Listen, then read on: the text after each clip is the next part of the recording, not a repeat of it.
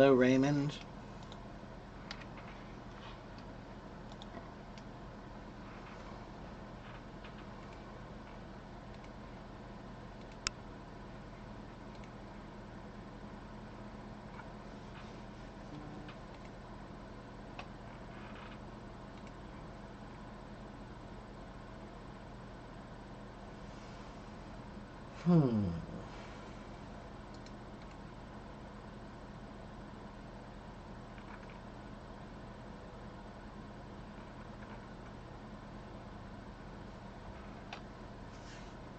Hello, Nario. Thank you. Hello, Jimmy.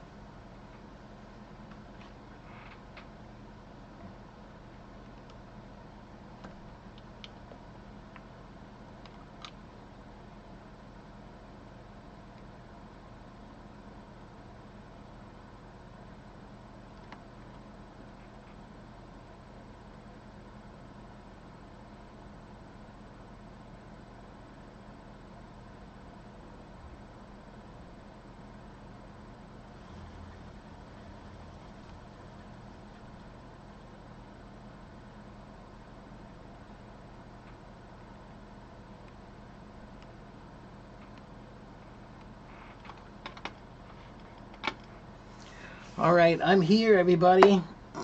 My allergies are really bad today, but I'm here. So if you want to ask me questions, you can ask me questions. I have some work I'm going to try to do while I'm talking to you, but please, if you want to talk to me, then talk to me. If you want to ask me questions, then ask me questions.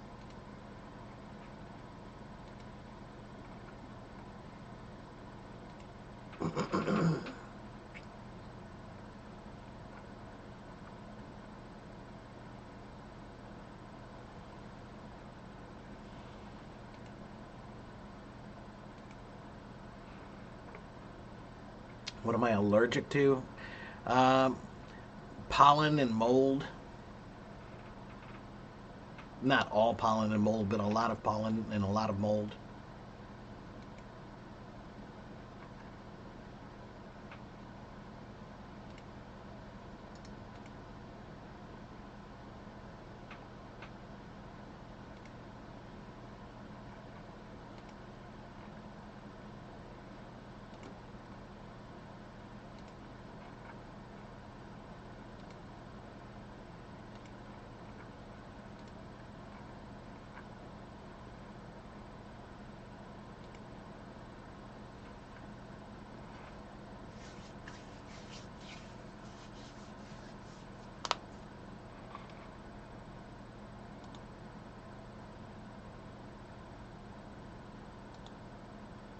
Hello, Flavia and Ayush.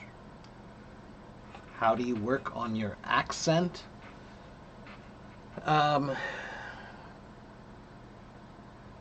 Make sure you have the right goal about accents. You do not need to have a perfect accent. That is too much work and completely not necessary. What is necessary is a clear accent. So,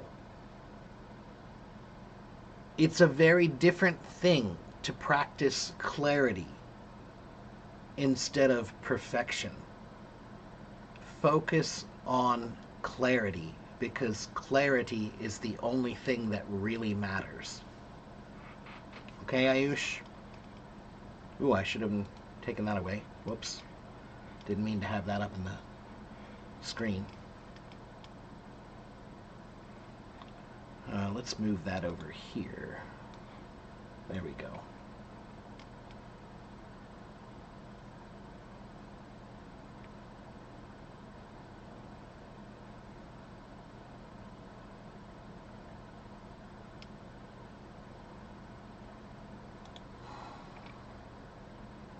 What is mold? You know, when things get wet and then they grow stuff, that's mold. Two peas in a pod, Jimmy, it means two people that are very similar to each other.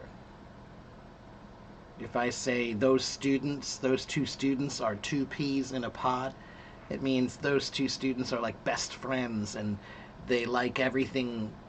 They both like cartoons and they both like, uh, spicy food and they both like anime and they both like, if they have a lot of similar interests and they're very close, then they are two peas in a pod.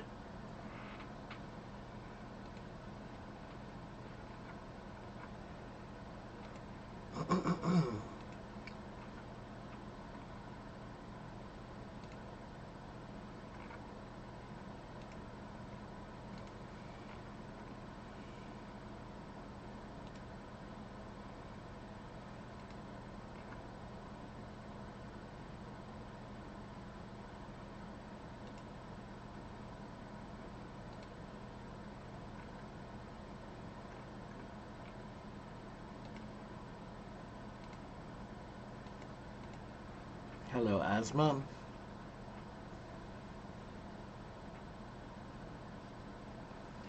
Adina says more like a catfish in every corner on this app. What does that mean? Mean people pretending to be people who they're not?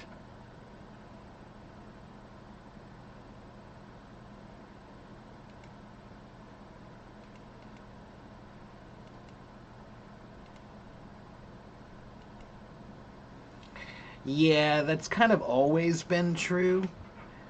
Um, but Adina, the truth is, whoever makes a fake profile is really pathetic. It's very sad and pathetic if you make a fake profile. What's wrong with you? That's number one. And number two, I know it's annoying, but it's very, very easy to see who is fake. If you talk to them if you say 3 sentences to them, you can figure out whether they're fake or not. There are people who pretend to be native speakers when they can't speak well at all. It's obvious they're not a native speaker. There are a lot of people who pretend to be native speakers because they want to be talked to.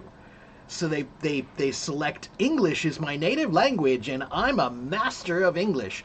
And they hope, please talk to me, I'm lonely. And I know, look, I get lonely. I get lonely too. But I haven't said this in a long time, so I'm going to say it now. Listen to me carefully. This is for the men mostly. Guys, here's a piece of advice. Desperation is a stinky cologne. I haven't said that in a while. Do you know what that means? Desperation is a stinky cologne. What that means is when you seem desperate, when you do desperate things like make a fake profile, do you know how cringe and creepy and weird and pathetic and stupid that is?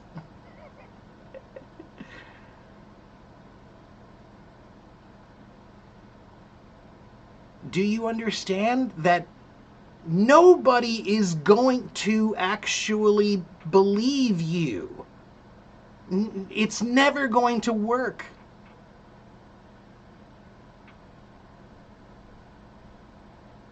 It's really it's such an incredibly pathetic waste of time. On the one hand, I feel like it's a cry for help. And on the other hand, I think it's just like, guys, what is wrong with you? Look at me. If you need an older brother, hi, I'm going to be that older brother for just a minute. Don't be creepy because nobody likes creepy.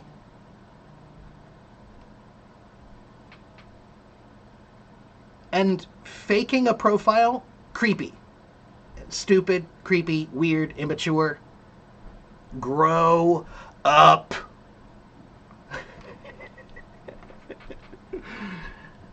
I'm going to say that one more time.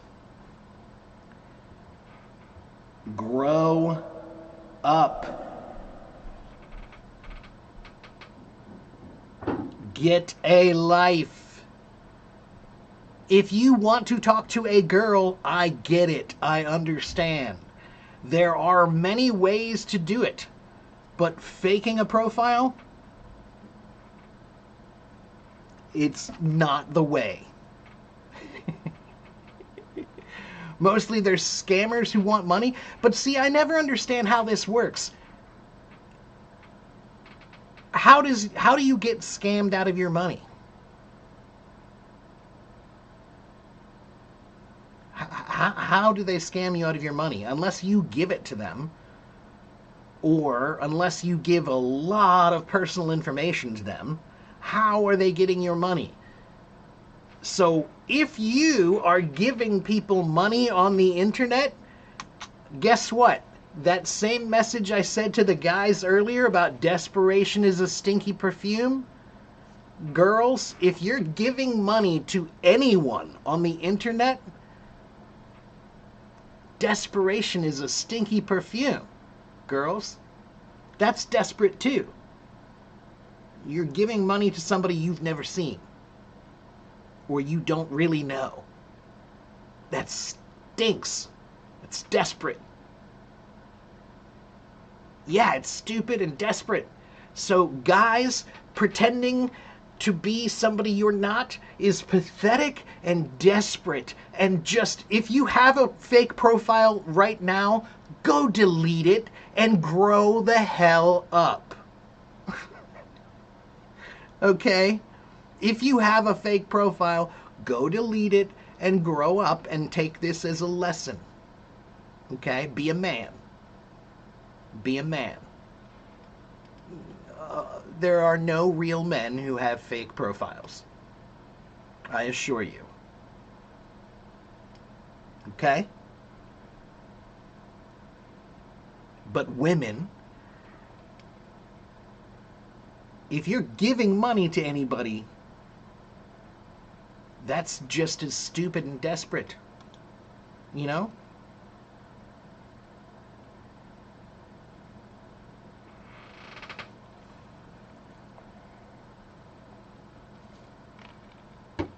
Jaja says, I am cringe once. Well, let me teach you a phrase. Fool me once, your fault. Fool me twice, my fault.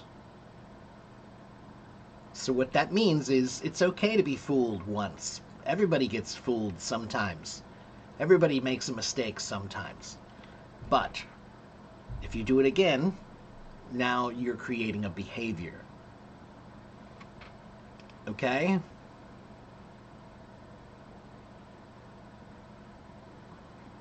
Julie says, even if they have a U.S. flag pretending to be a native speaker, but the moment they talk, it's very obviously they are not with the accent. Probably, Julie, but you do need to remember, Julie, America is a land of immigrants, so that does mean that there are a lot of people here who have a very wide range of language ability. There are some people who live here who are American citizens, but they're limited. Their language is somewhat limited. Okay, so and there are many people here who don't even speak English, and there are many people here who were born here, who went to school here, who studied English here, who are native speakers here, but they are, how do I say this nicely? They don't care about learning, and they don't care about language, and they don't care to speak well. That's at least 50% of the country has English, but I would not say they speak well. I would say that's about 50% of the country. 50% of the country. If you ask me, can you find somebody who's a good speaker? We need a good speaker to speak about something. 50% of Americans, I would say, nope. At least 50%. Okay? Why? Because language is something that is taken for granted, and it's something that becomes, it adapts to its environment.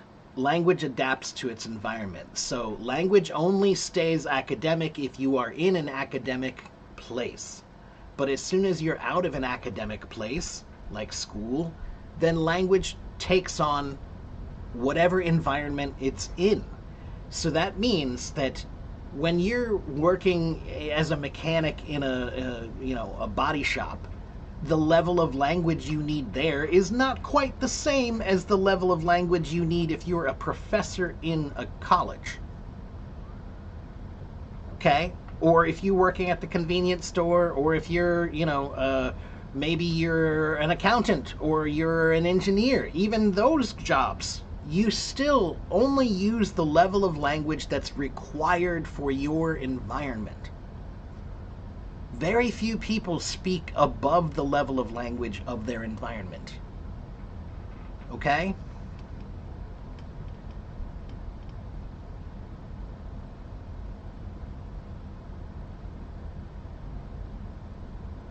Asma says, what about when they pretend to be girls? Yeah, that happens a lot too, especially the Middle Eastern guys, because I'm sorry to say it, because unfortunately a lot of girls can't speak to guys. They're not allowed to, right? So that's how you cheat, by pretending to be a girl. But that's not cool. That's not cool. It's culturally offensive. And what do you think you're going to get exactly? That's the other thing I never understand. When people fake being someone, what is your end game? You are fake. So what exactly is your end? Nobody with a fake profile does it with a good intention. Anna says, man is the only animal that stumbles on the same stone more than twice. Ah, that's a very interesting phrase. I like that phrase. I don't think that's true in nature. I'm sure that's not true. But I like the principle. Yeah.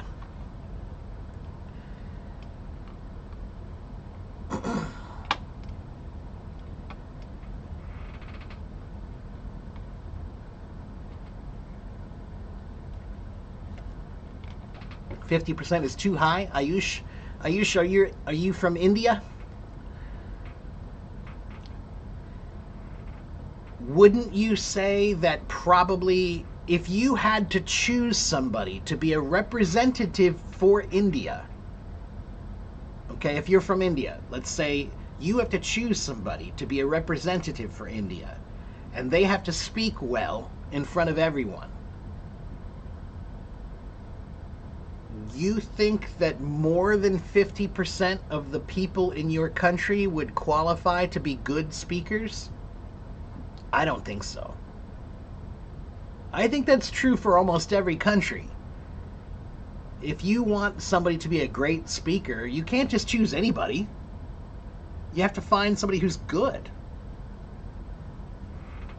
Okay? The average person walking down the street is not a brilliant speaker.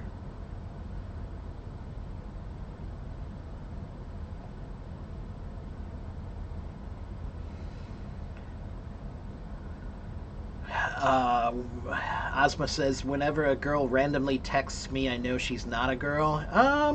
Probably. But I mean, don't be cynical, Ozma. Don't be totally cynical. It's possible there are girls who could be curious and want to reach out to you, you know.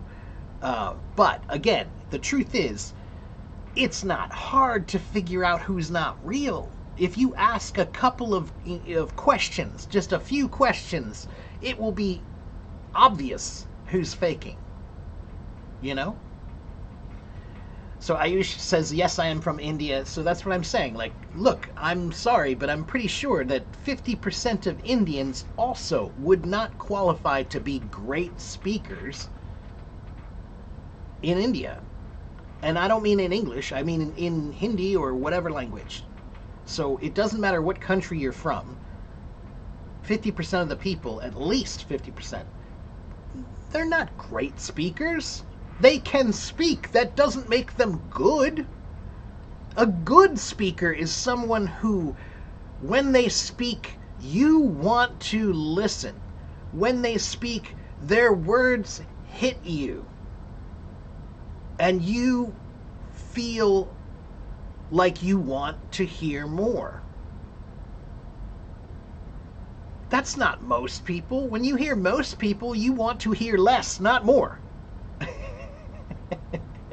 And no, I don't mean because of accent, Lena. No, it has nothing to do with accent. I'm not talking about accent. 50% of people don't speak well, at least. At least. Anna says, I'm a good speaker in Spanish, but in English I am bad. Okay, well, at least you're good in one. That's a good start. So you have a good standard. Now you have to just meet that standard with English. You'll get there. You'll get there. Bai says, I'm a good speaker. I think I'm a pretty good speaker, yeah. But the truth is that anybody who knows me will tell you that I have been a pretty good speaker for most of my life. I've been a speaker. I speak. I'm a talker. And even when I was in grade school, my teachers thought I spoke well, I think. I think? Maybe. Pretty sure. So.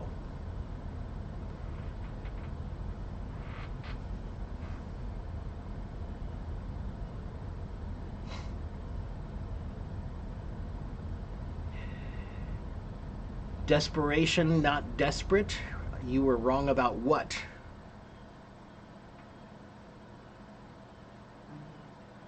You know an Indian guy who doesn't speak Hindi, but he speaks English well.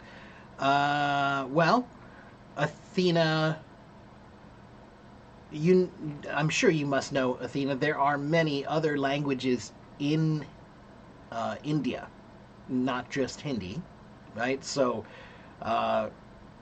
maybe Telugu, right, or something. So there are a bunch of different languages there. Maybe he speaks one of those, I would assume.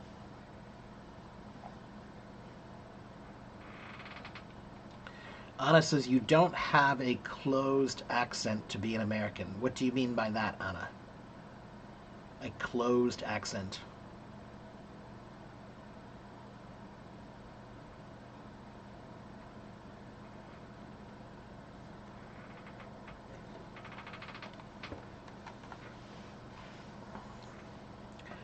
Oh, I think I know what you mean. I think what you mean is to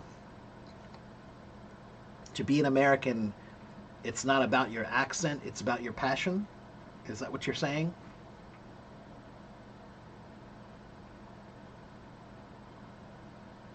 No? Okay. I didn't understand that. Hello, Mona. Yes, you may ask a question related to words. Flavia says, I saw an article in The Economist and it was so hard to understand. Yeah, The Economist is some pretty advanced reading, but it's good for you. It's good for you.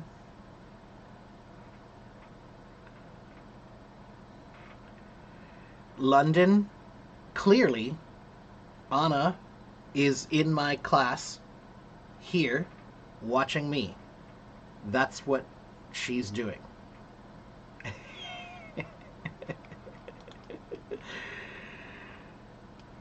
Everybody here is doing that.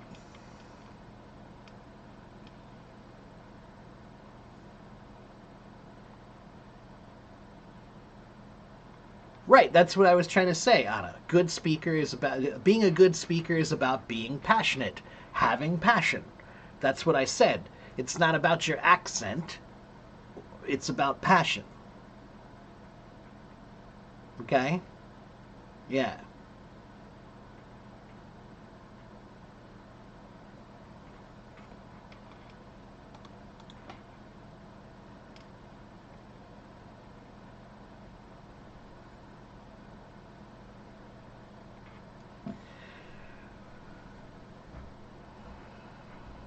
Christine Joe says how to practice words with an R sound in the middle or in the end, such as storm, dark, downpour, and water. Um, Christine, when you want to practice a sound that's difficult for you, the secret is that you must stretch that sound. Stretch the sound, make it longer. Okay, make it longer. So, when you practice a word like storm, make the R nice and long. Storm. And then the word dark. Okay? Now, I know you're not going to say that like that in real life. That's not the purpose. The purpose is to get your mouth to understand that sound and the position that you need to make that sound. The longer that you can make your mouth in that position, the more time your brain has to learn it. So that's why you should choose a bunch of words like that and practice saying them and stretch the sound that you're working on. Whatever sound that you're working on, stretch it. Okay?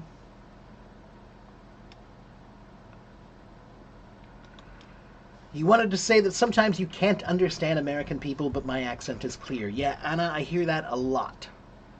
There are many reasons why you can understand me, but you can't understand many other Americans. One reason is this is my job. I'm an English teacher, so it's my job to try to speak well and to try to be careful with my language, to be a good model for language. Okay? And I happen to be from Ohio, which is in the middle of the United States, and my accent is called the Midland, Ohio accent. And the Midland, Ohio accent happens to be one of the most clear and neutral accents in the American English lexicon or vocabulary. Okay? The way we pronounce things. The Midland accent tends to be the most similar to IPA pronunciation. Okay? And then another reason why is because I'm using a really nice microphone. I'm a musician, so I know about sound quality, and I have the highest sound quality that you can get. This is the same microphone that CNN uses. Okay?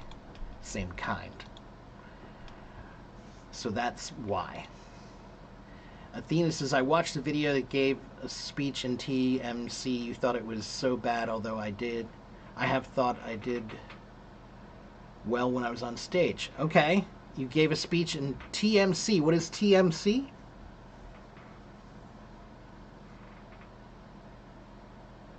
You said it was so bad, but you thought you did well when you were on stage? Why do you think it was bad?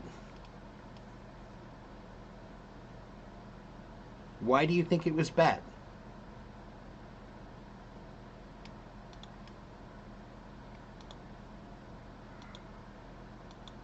Thank you, bye.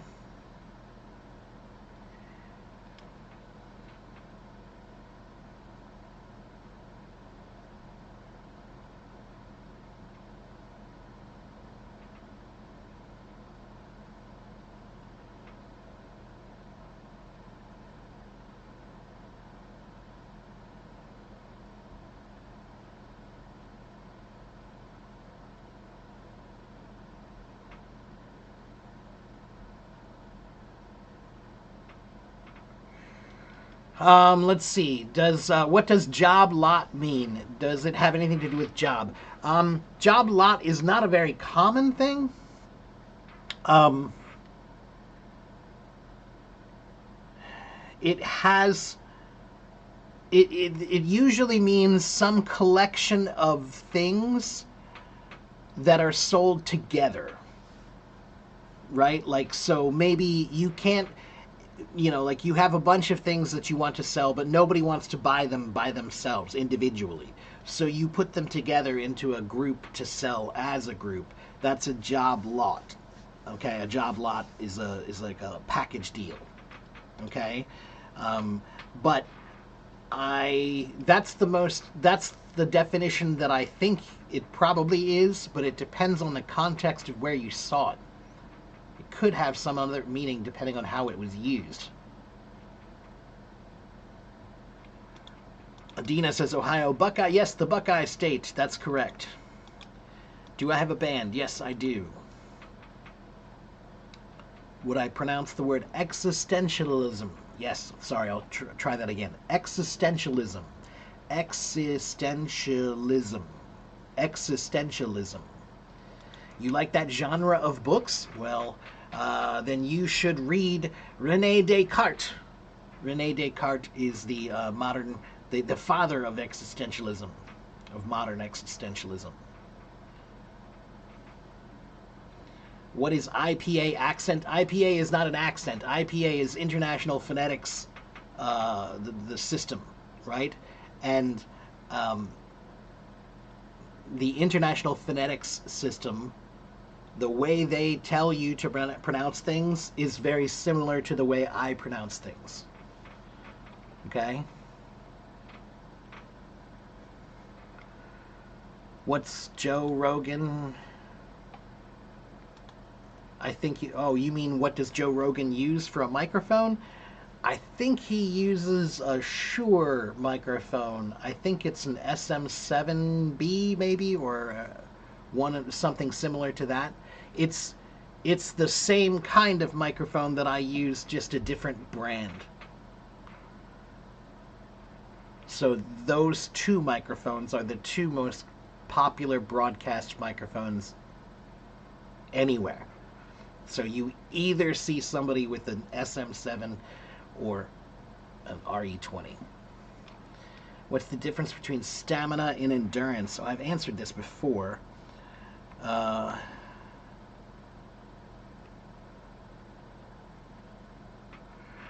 so stamina is your ability to sustain high intensity effort for a long time. So stamina means you're trying to go for as hard as you can, as long as you can. Okay? But endurance is the ability to just how long can you go. So that means you're trying to conserve your energy, right? So stamina is about how long can you go as hard as you can. Endurance is about how long can you go if you conserve your energy as much as possible. Okay? Hi, Ornella. I'm fine. My allergies are terrible today. It's a rainy day. It's been rainy for a couple of days, so my allergies are just really bad today. Toastmasters Club. You paused too many times? Well, to be honest, Athena, I think people usually don't pause enough. And I've heard the way you speak, and I like how much space you put in your words. I really do. As a musician, I like how you put space in your words, to be honest with you. It's unique. It is more than a lot of people do, but not in a bad way, Athena. I think it gives you a very unique voice, and it has the opposite effect of somebody who doesn't have enough breaks or pauses. When people have no breaks or no pauses, people think you're not listening to them. But if you have pauses in your speech, people feel they're being listened to. They feel that you're taking your time. So, when I hear you speak and you have pauses, I like it a lot because I feel it sounds more like you're listening and you care. Because people who speak too fast, they're not listening usually. Okay? So maybe you did better than you think. Because I'll tell you this, Athena, there were many, many, many, many, many performances when I was on stage and I thought I did poorly. I thought I did terribly. But then either someone told me, oh, that was great, that was amazing, or I realized that nobody else felt that way. Nobody thought it was bad, and nobody recognized the mistakes that I recognized. So that means that if they don't know that you made a mistake, then why are you worried? Okay?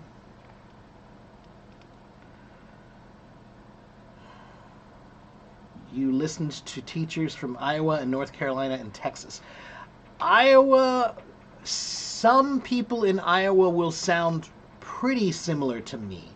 North Carolina is going to they're definitely going to have a southern accent. And Texas also. They should have a Texas southern accent. Yeah, but that's a little different than me.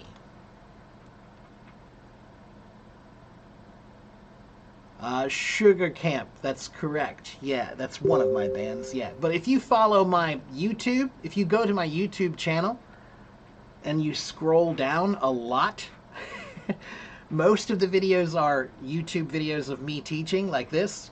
But if you go way far down, there are lots of videos there of me playing music either by myself or with a band. Many different bands, many different kinds of music. Okay, I've been a drummer. How many years? I don't even know. I've forgotten. Let me think. How many years is it? 38, 39 years, something like that. So in 39 years, I've played with a lot of bands. Can I pronounce prejudices? Prejudices. Stamina is your power for as long as you can go. So it's how much power can you give, like, put it this way.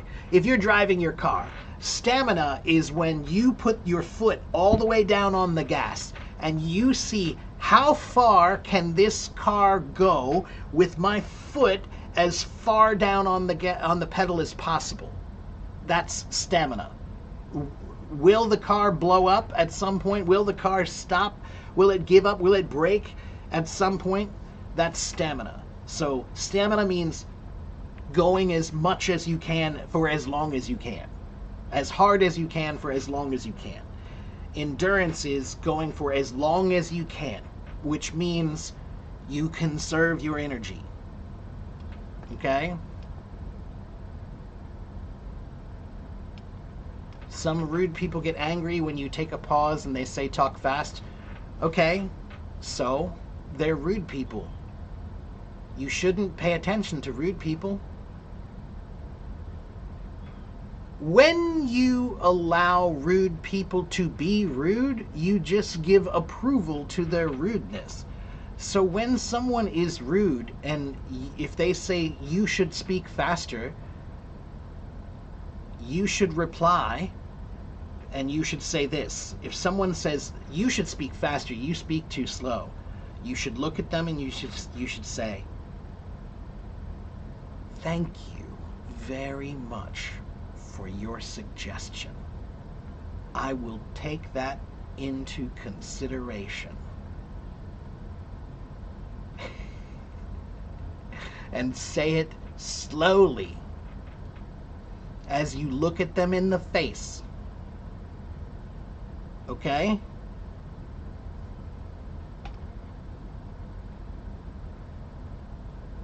Some, Do you guys know the phrase pay no mind? Pay no mind. What does that mean, pay no mind?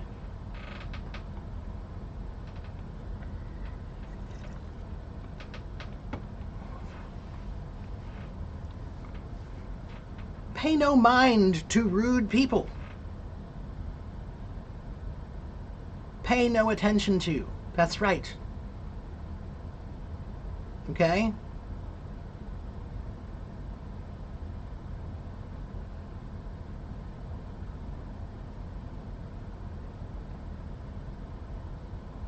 Is it grammatically correct? It is, actually. Mind can be, in this case, mind is a noun, and it means attention. That's what it means. So in this case, when you say pay no mind, you're saying pay no attention to that person. Okay? And yes, it is grammatically correct. Care not. That's correct. Yeah.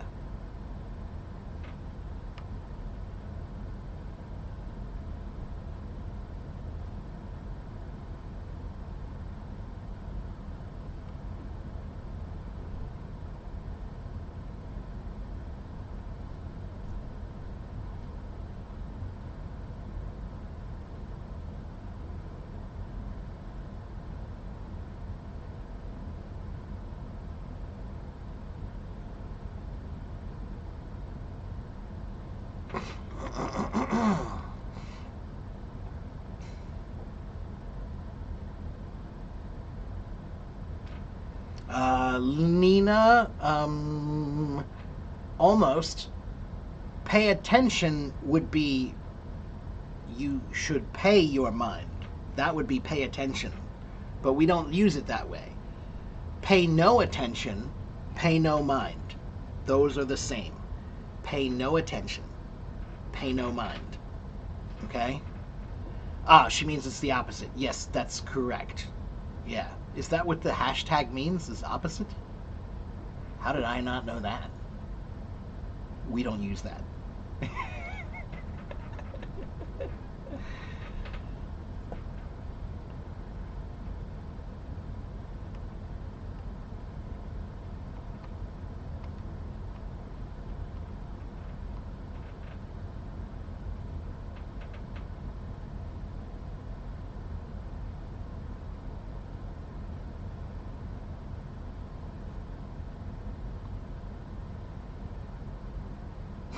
Okay. Anyway.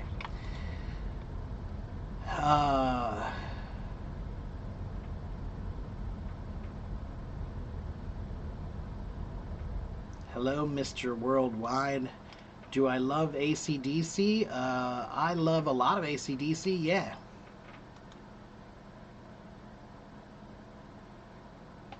Name the best rock band? There is no best rock band. Led Zeppelin. But I only say that because they're classic. They're the best because they're the first true great rock band. But there is no great, there is no best. Art has no best. Art has no best. Which color is best? What's the best color? Make an argument.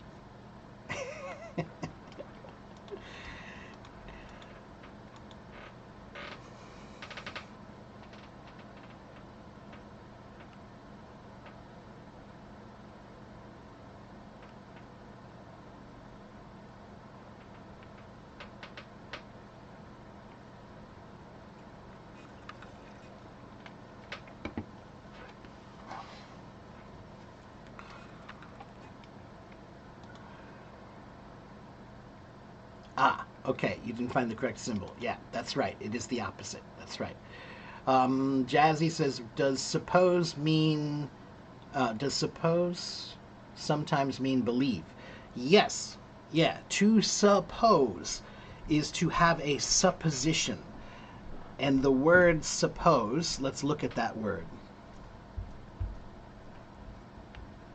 It comes from the old French word supposer, meaning to assume, which comes from the Latin words suppondere, meaning supponere, meaning to put or place under, to subordinate, to make subject to.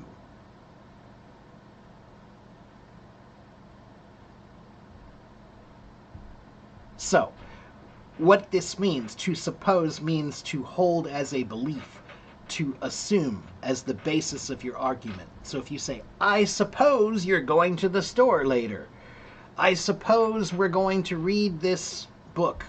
I suppose we should study more. Means I presume or I believe.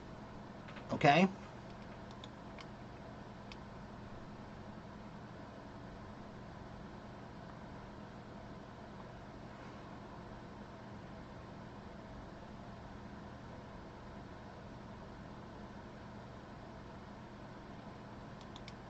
Hello, Butina.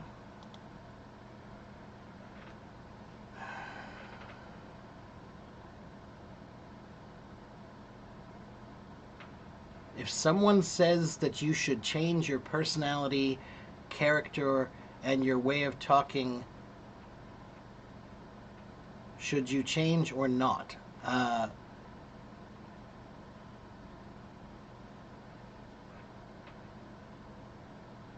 I will tell you what Shakespeare said. Okay?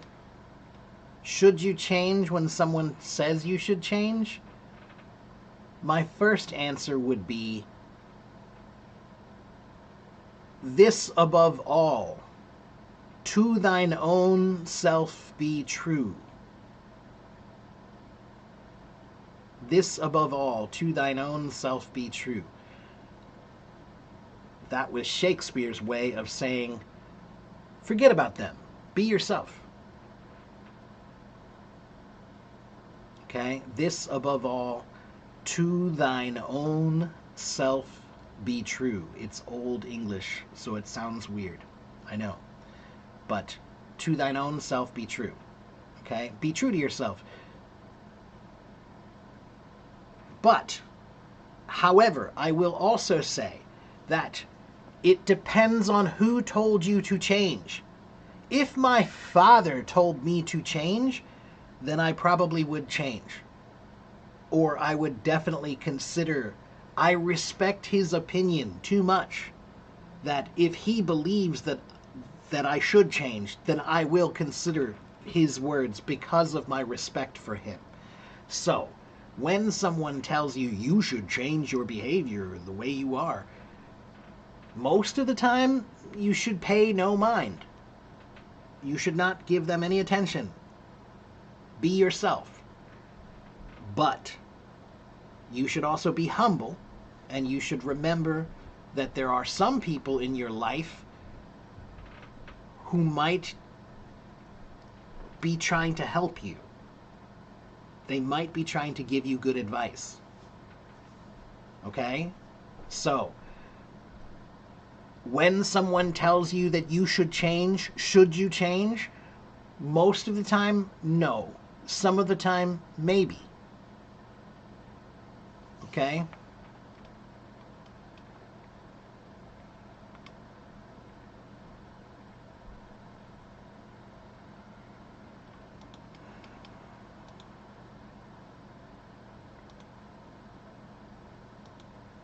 Did I create my Xiaohongshu? I do. I have a Xiaohongshu. I have a Bilibili. My Bilibili. To be honest with you, Bilibili is too complicated for me to use in America. It's really complicated. It's kind of a pain in the butt. So I don't know if I'm going to continue to do Bilibili or not, or I'm going to have to figure out another way to do it. Maybe I'll just send my videos to somebody who can post them for me, because it's stupidly complicated. Honestly, I can't wait for the world to become more globalized, because I'm so sick and tired of the different regulations between countries. It's really stupid at this point. Sorry, it's just how I feel. But anyway, I have one. I just don't really use it. Yeah. If you swear nonstop, do change, Adina says. Adina, I never swear here when I'm teaching, but I do swear. And actually, there are many studies that show that actually swearing can be good for you and intellectually sound. A viable way of expressing yourself. And from an academic standpoint, there is no need to ever limit the lexicon that you possess. However, it's important to know how to read the room and to know what music sounds best at what moment. So that means that if you go into a room where everybody is expecting classical music and you come in with a bunch of rock and roll, they're not going to like it. So that means that your language, you need to adapt your language to your audience. So there are times when I do curse. I like a good curse word. But if you swear non-stop is what you said, and that's true. If you swear non-stop, that's a problem, and you should adjust it. I don't swear non-stop. I do stop sometimes. What does it mean if you're cheeky?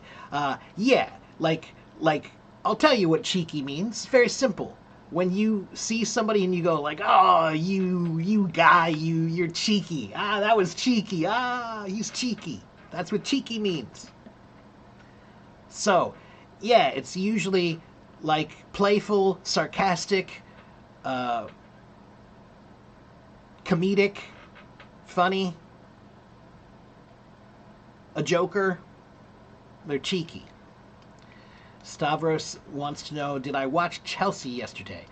Stavros, I did not. I don't really watch any sports. I'm sorry. I'm not a sports fan at all. I cannot think of one sport that I actually really feel like, this is great. Every sport that I watch, I feel like I should be doing something else. Sorry. I know that's not how many people feel. Most people love sports. I'm not one of them. I don't have time for that stuff. Can I type down my what? Christine, you want to know what? I'm sorry, I missed that, Christine.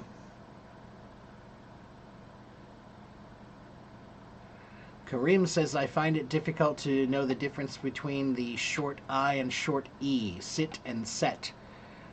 Watch my mouth, Karim, and you'll know what the difference is. The difference is how much you move your mouth open. So when I say sit, sit, sit, my mouth does not open very much at all. But when I say set, set, look at my mouth, that's open. So the reason why you cannot tell the difference when you speak it or when you hear it is because you are not paying attention to the mouth position enough. Okay?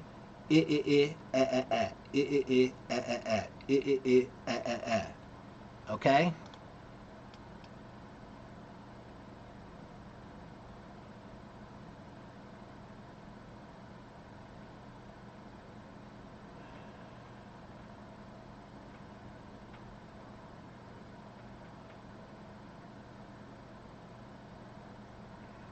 I have an account on Bilibili, but like I said, I don't really use it yet because it's really complicated to use a Bilibili account from the United States. Okay? And on Little Red Book, I posted like 1 or 2 things. I have not posted anything yet. I need to, and I'm planning to soon. I just haven't yet.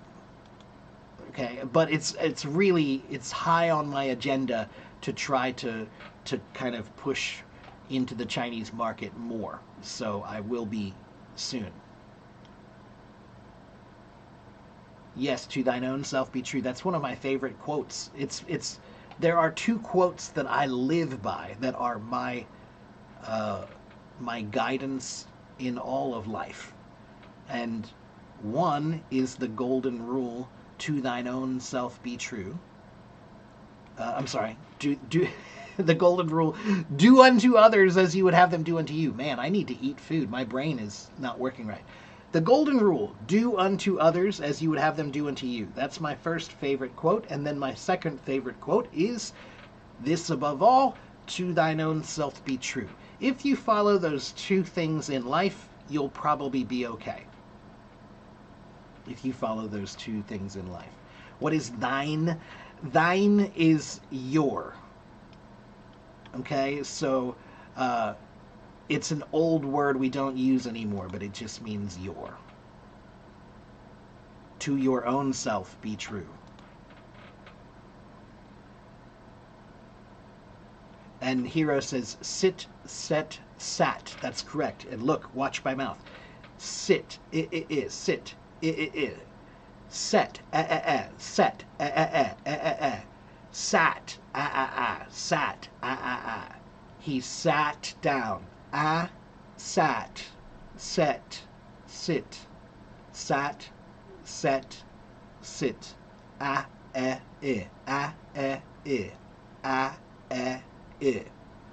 Okay?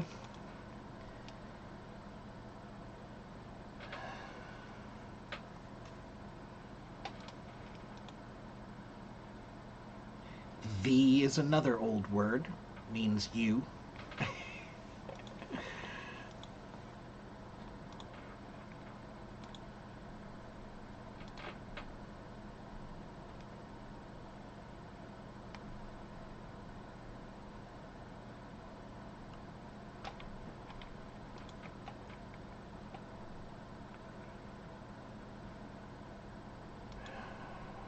What's the past of think? Thought. The past of think is thought. Grim, you can find my YouTube channel by going to my link tree. Here is my link tree. Go to my link tree, copy that, and go to my link tree. And then you'll find my WeChat, you'll find my WhatsApp, you'll find my website, you'll find my YouTube, you'll find my podcast. Everything is on my link tree.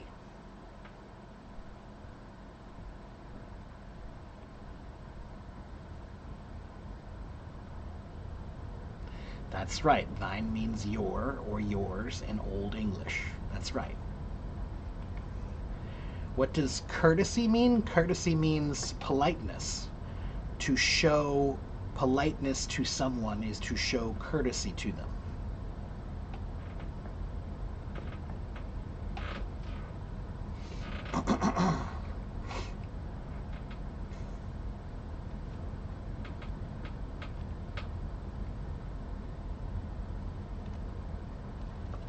How should I improve my reading skills? I'm reading King Lear, but I can't understand the words.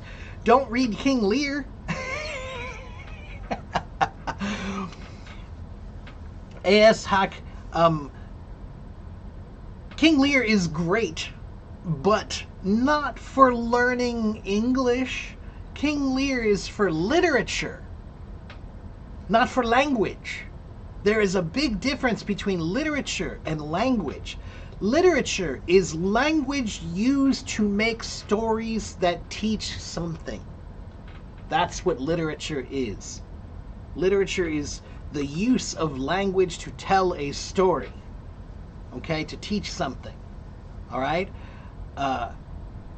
King Lear is literature. But for you to improve your reading,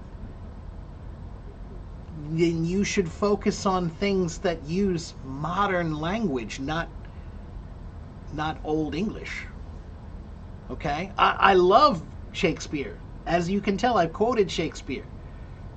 But that's not a good thing for you to study to improve your English. Okay?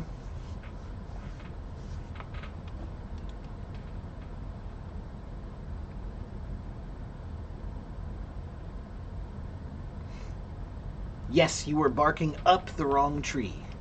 You were barking up the wrong tree. Shakespeare is hard if you're big. Shakespeare is hard even if you're advanced. Shakespeare is hard. Even for advanced native speakers, Shakespeare is difficult. It took me a long time to understand Shakespeare, and I started trying when I was probably 10.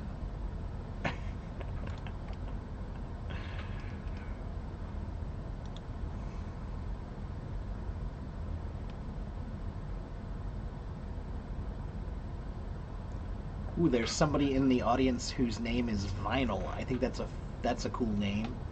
Why did you choose that name? Did you like records?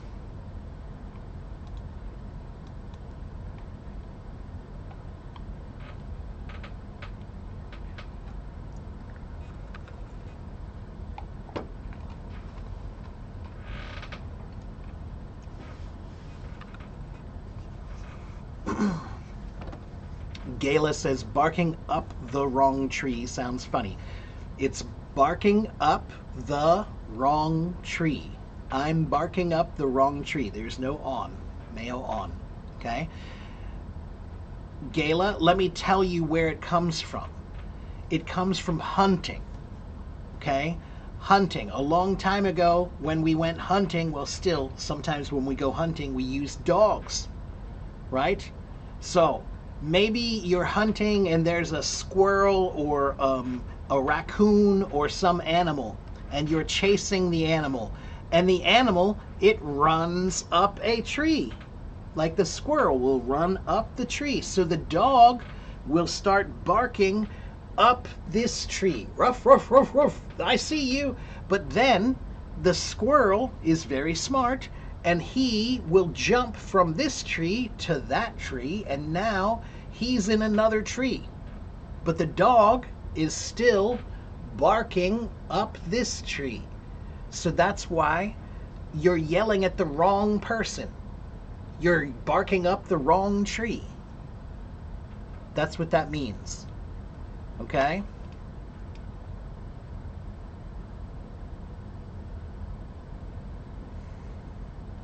Yeah, now you get it, right? See, when you teach a story about where it comes from, then it makes sense and you go, oh, now I get it. Now I understand.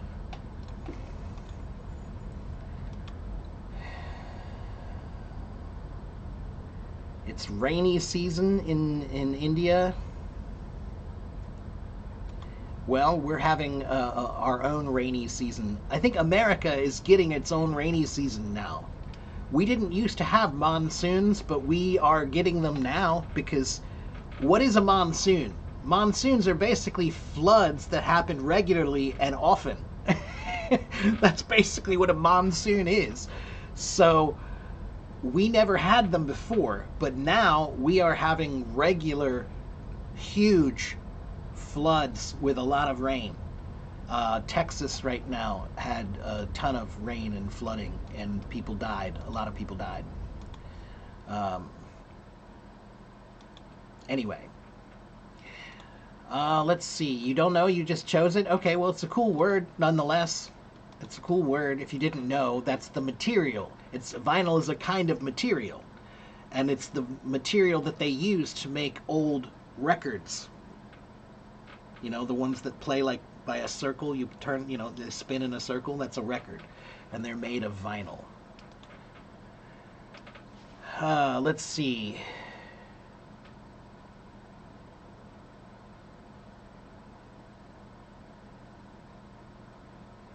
You can't finish the introduction part. What do you think? If I work my ass off to finish it, would it affect my... No. It won't affect your English proficiency at all. That's what I'm trying to tell you. King Lear is awesome. King Lear is brilliant. But King Lear is not for learning language. King Lear is for learning lessons in life. Okay, Shakespeare All of his plays are stories about people who have flaws, people who have problems, and how do they deal with their problems. Okay? That's what Shakespeare was about. It was drama. And drama is a mix of so many things. It's funny sometimes, it's bad and dark and evil and terrible and sad sometimes. That was Shakespeare.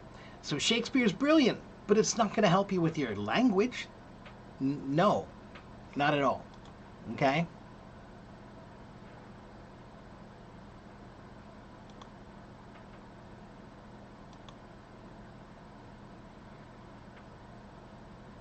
You've seen an angry, rude teacher here call people stupid? Well, RK, all I can say is this. Most people, 99% of the people who use HelloTalk are just normal people. They are not teachers. Okay?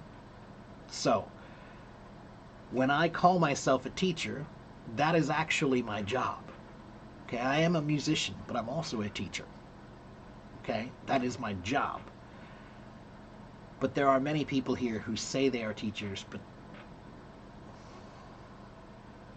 they want to help, maybe. Some of them want to help, and that's okay. And then, yeah, there are many rude people. But again, this is a free app. It's free. You get what you pay for. You get what you pay for. If you buy a ticket to the circus, don't be surprised when there are monkeys. If you buy a ticket to the circus, don't be surprised that there are monkeys. This app is free. That means that it's a circus. There are lots of monkeys. Okay? But if you go to a circus, there are also some things that are well organized and conducted. You have to find the people who are the conductors of the entertainment and follow them, not the monkeys.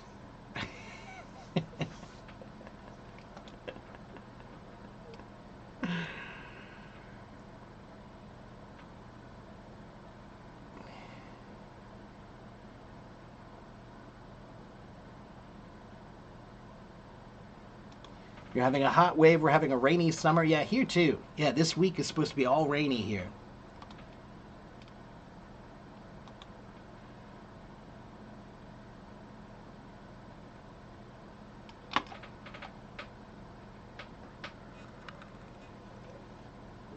He teaches in a college, he said it. Okay, well, maybe he's just a jackass. You should learn that word. It's a word that has tremendous value. There are many jackasses in life. Do you know what a jackass is? What is a jackass?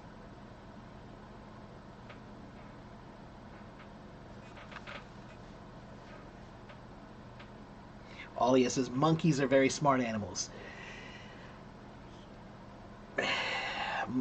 Alia, you know what I mean. You know my point. They are very smart animals, but they do throw their poop.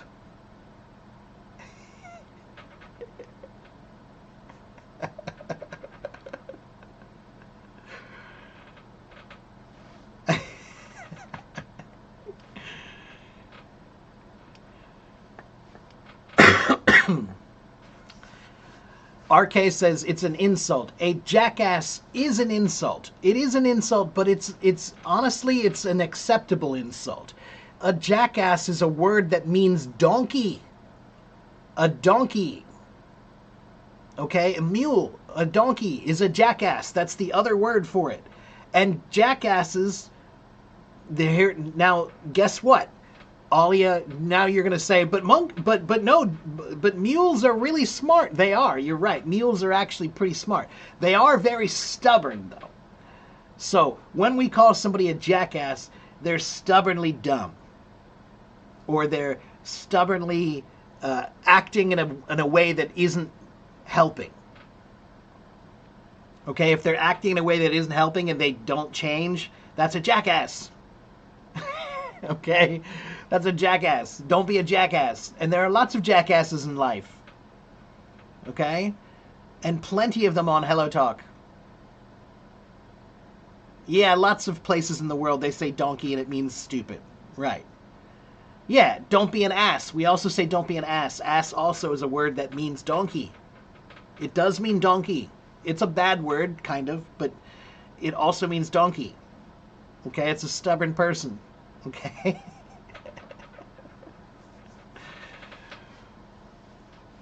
The point is, when you go on the internet, if you want to find things that are valuable, don't just expect them to show up in front of you, just like you can't find a diamond on the street.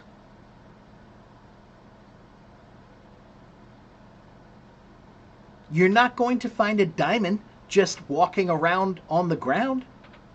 You have to dig for it. You have to look for it. You have to search for it. You have to work for it.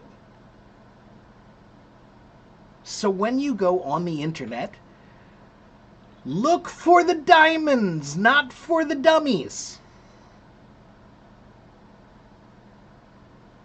Look for the jewels, not for the jackasses.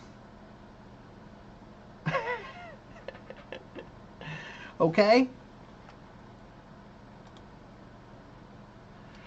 How many states have I been in the U.S., Flavia? I'm not sure. I want to say probably about 40, maybe. I probably have been to about 40 of the 50, maybe a little bit more than that even. I think there are only a handful that I haven't been to. I haven't been to Washington. I haven't been to Oregon. I haven't been to New Hampshire. I haven't been to Alabama. I haven't been to Hawaii. I haven't been to... Let me think. Mississippi. And Montana. I think I've been to all the other ones that I can think of right now in my head. It leaves the 52nd state. Canada would be the 51st. Speaking of jackasses, Tomas.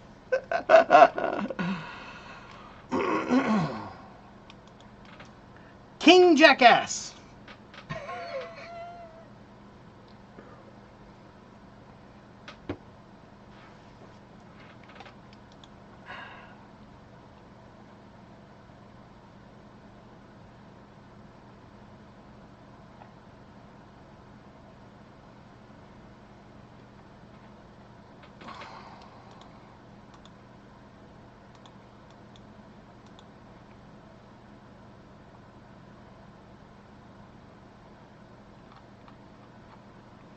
Today has been fun.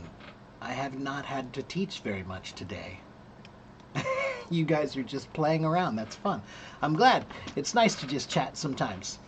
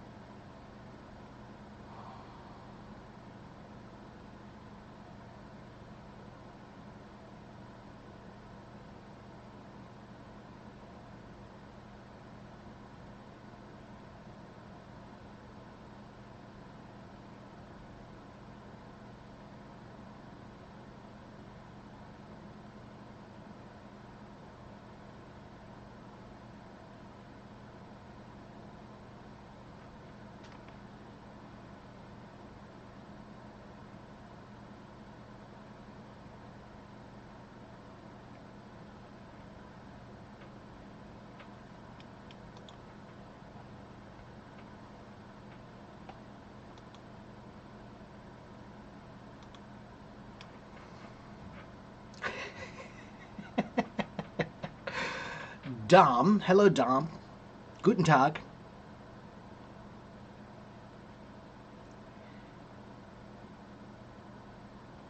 I don't even understand your question, Dom. You're mature enough, right? So why are you doing this, bro?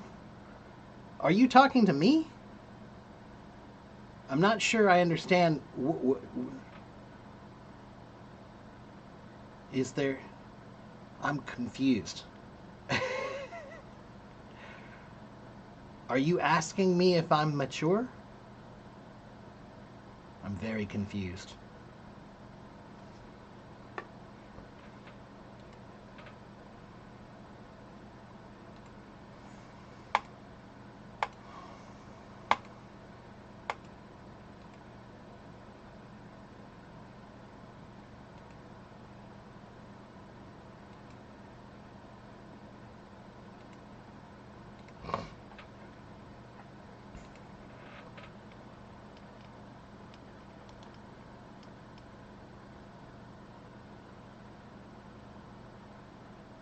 I don't understand what you mean. I'm sorry, but Dom, because your English is not quite so good, and that's okay. I'm an English teacher, so it's okay that your English is not good, but I don't quite understand what you mean. Dom, I'm an English teacher.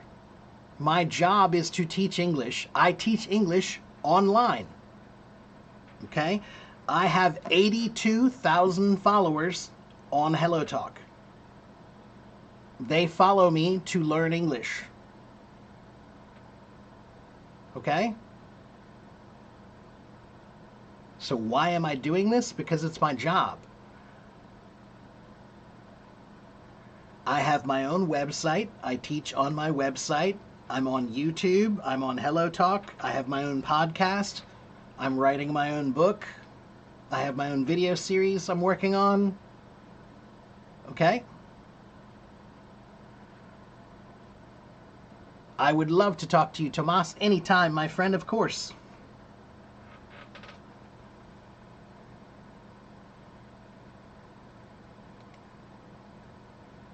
I always enjoy having you on my stage, Tomas. Always.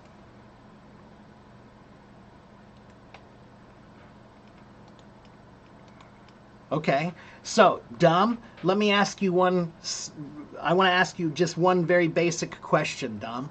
Can I ask you, are you from the Middle East, or are you from India, maybe, but living in Germany now? Or are you German?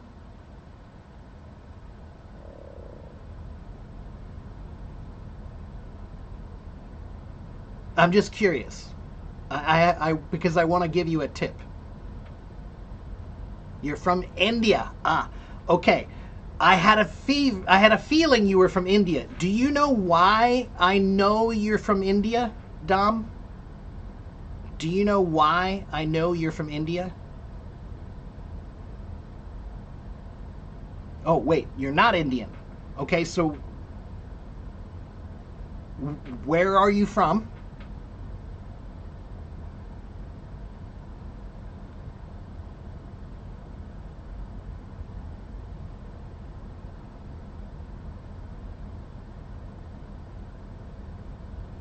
You're from Iraq. Okay.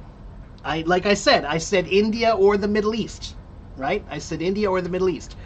So, Dom, I knew you were from India or from the Middle East because of one very simple thing. You use the word bro too much. Don't use the word bro all the time. Use it once, and then don't use it again. It sounds weird.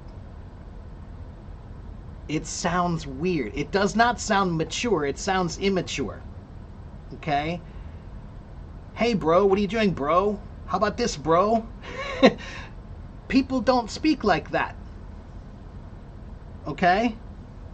So, you can use the word bro, but don't use it very much. And, by the way,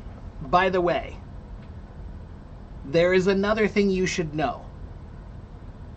If I'm not really good friends with you, then you should not call me bro. So I do use the word bro. Rarely. I occasionally, I might use the word bro, but I only use the word bro with my close friends. Okay? So Dom, stop with the bro. Okay, bro?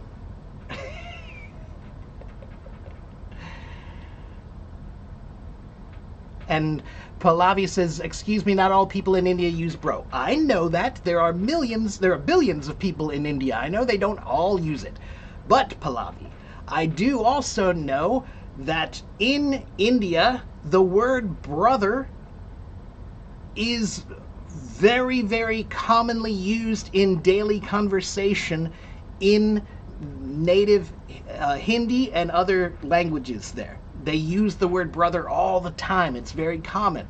So that's why many Indian people, when they switch to English, they continue to use the word bro because they think it works the same. It doesn't, though. It doesn't work the same. So when you use the word bro too much, it does not sound good at all. It sounds like you're 12 years old. Okay?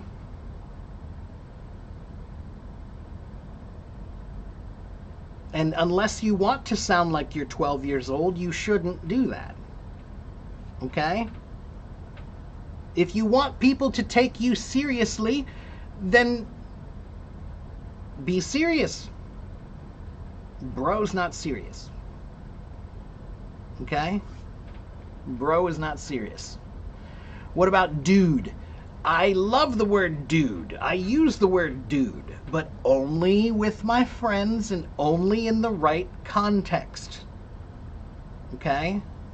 Only in the right context. And definitely not very often. Okay?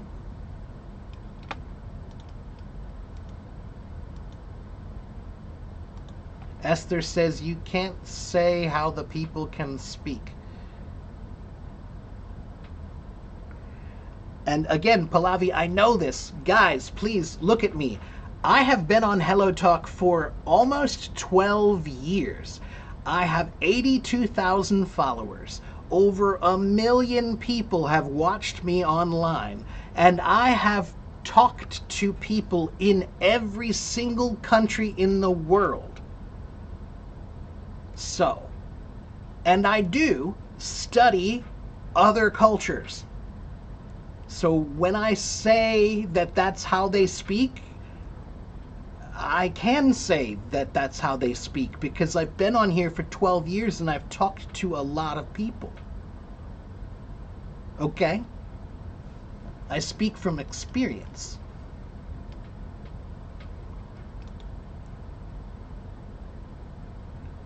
Can I make my sound louder, Hamza? It should be plenty loud. It should be plenty loud.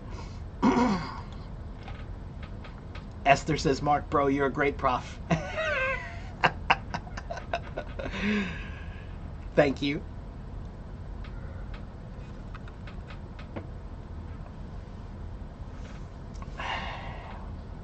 I don't know, maybe you're right about it because it's your native language, and I think it's okay because English is not my mother tongue. Dom, yes, you're correct. But, Dom, here's what I want you to know. You're right. It's not your mother tongue. So because it's not your mother tongue, you can do whatever you want. You can say bro all the time. But what I'm going to tell you is, when you do it, other people are going to judge you. Other people are going to judge you. Okay? It's called linguicism. Linguicism means unfair judgment based on the way you speak. Okay? It's not fair, it's not nice, but it exists. It's It's real. People listen to the way you speak and they make judgments about you. Okay?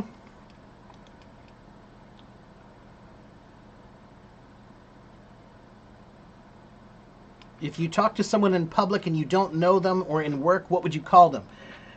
Okay, yeah. So if bro is not good and dude is not good, is there a term that is okay? Yeah, there is. I use it here all the time. I'll tell you the words that work all the time that shouldn't ever offend anyone. The word my friend works fine. Hello, my friend. How are you? How can I help you today, my friend? What can I do for you today, my friend? My friend is mature. My friend is polite. Okay? And it's inviting. All right? So, don't use bro. Don't use dude. You can use my friend. Okay? You can say sir, Dom, but this is also another thing that I've noticed a lot of Indian people do, especially Indian guys.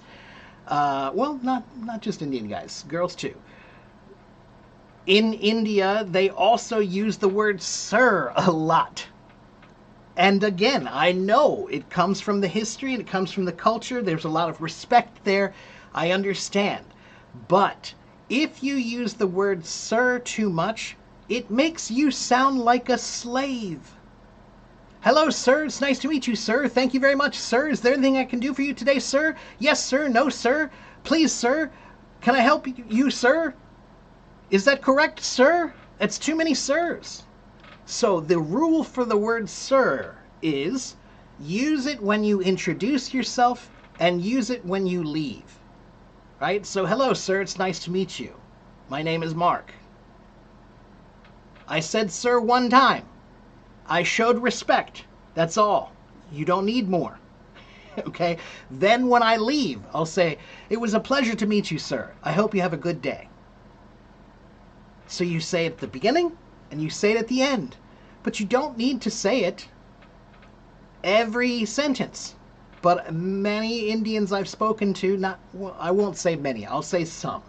Some Indians that I've spoken to, they use sir on every single sentence. It's too much. Okay?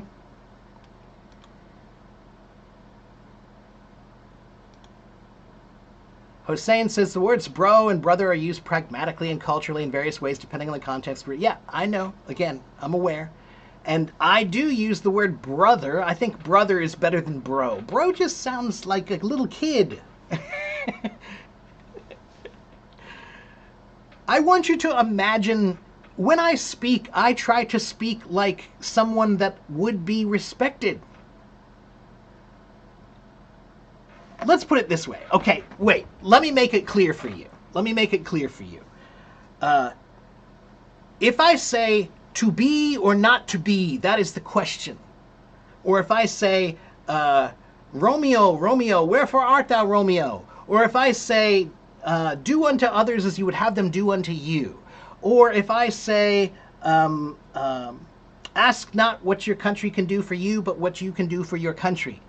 If I say any of those and I add the word bro, does it make it better or worse? Ask not what you can do for your country, bro, but what your country can do for you, bro. Or the other way, sorry. To be or not to be, bro.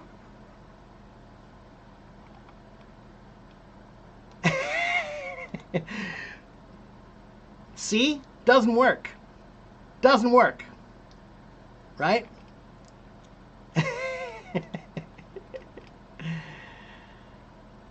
Is there another phrase other than my friend? No. Does man also work? Franco, man is a word that we use occasionally, but only, again, I would only use that with my friends and in a casual environment. Not in a business environment, not in a formal environment, not in an academic environment. Okay?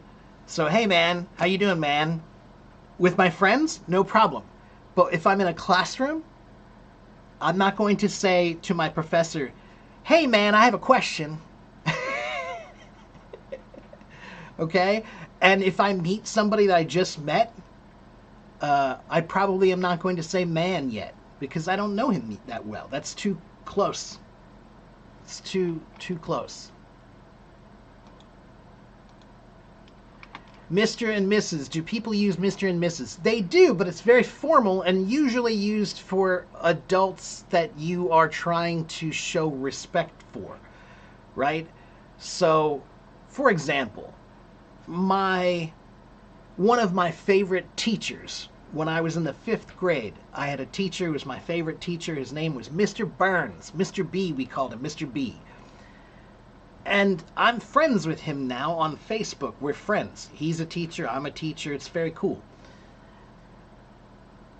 His name is Timothy, but I never call him Timothy. I can't do it. He's Mr. Burns to me. He will always be Mr. Burns to me. I can't call him Timothy. I have too much respect for him, so I continue to use the name of respect. Okay?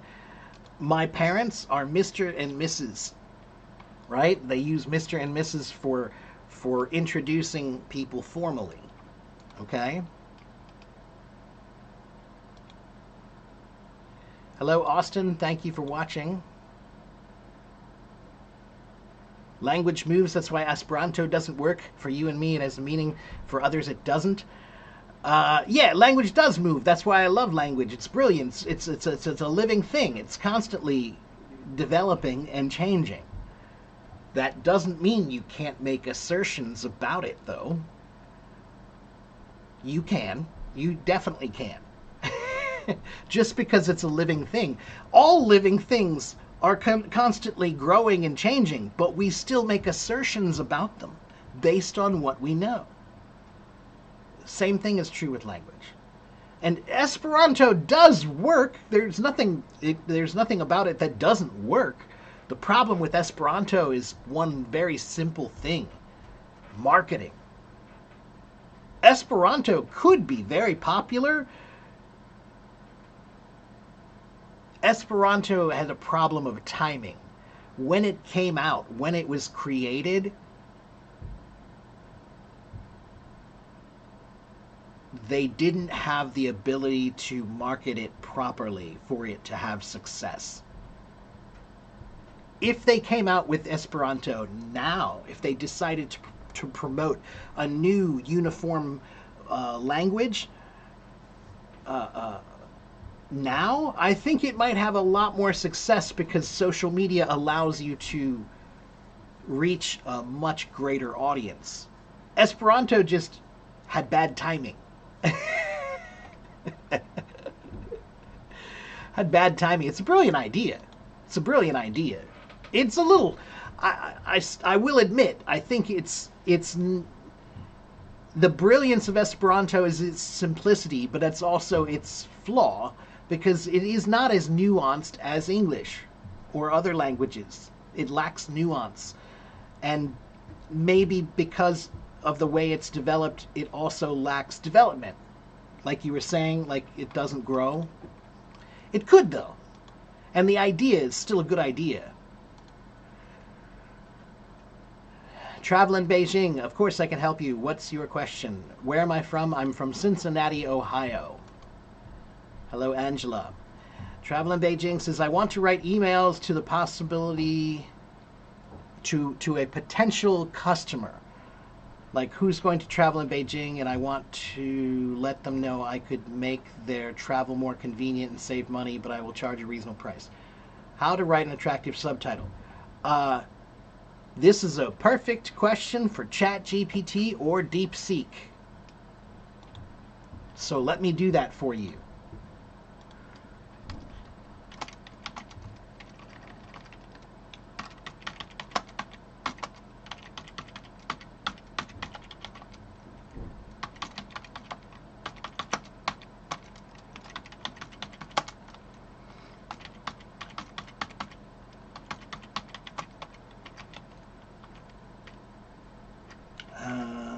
travel agent, we'll call you, who wants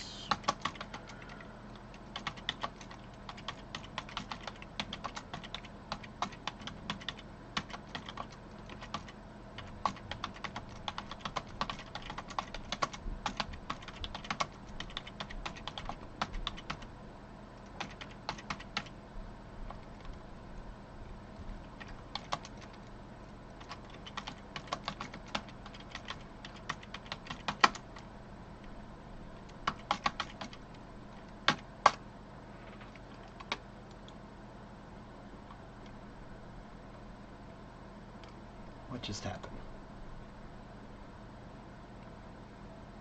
Okay, so I'm going to show you. I'm going to show you, and you can take a picture, or you can just copy the. Here's the prompt. The prompt that I just wrote was this.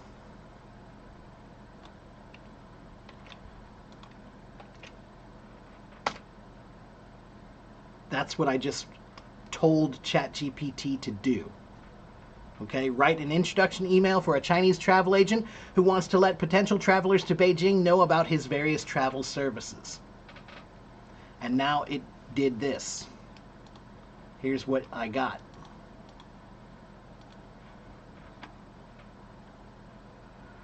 Subject, discover Beijing with ease. Tailored travel services just for you. Dear blah blah blah. Ni hao, my name is Li Wei. I'm a professional travel agent based in Beijing, China's vibrant capital city filled with rich history, world-famous landmarks, and unforgettable cultural experiences. If you're planning a trip to Beijing, I'd love to help make your journey smooth, exciting, and stress-free. I offer personalized travel services designed to fit your schedule, interests, and budget. My services include, and now you can make it custom, right? So you can figure it out. Okay, so here's a form. That's a template. It's a good template. All right?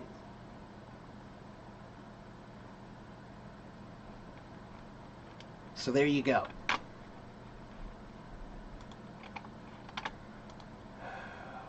All right, let's see what else.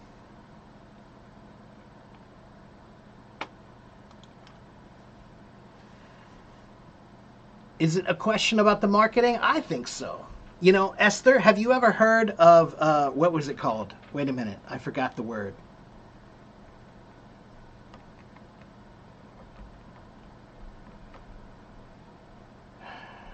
Have you ever heard of a fish called dolphin fish, Esther? Dolphin fish.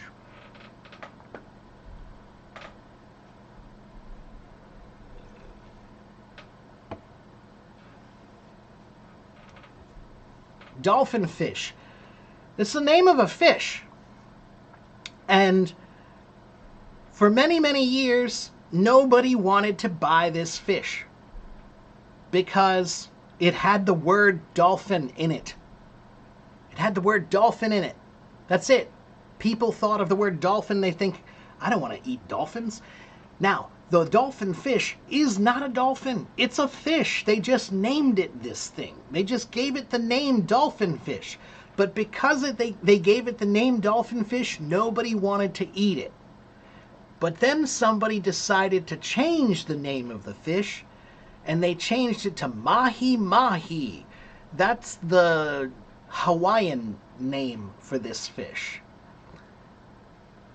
Once they changed it to mahi mahi, and they told everybody it's a Hawaiian fish, all of a sudden everybody wanted to buy it, and now it's a very popular fish.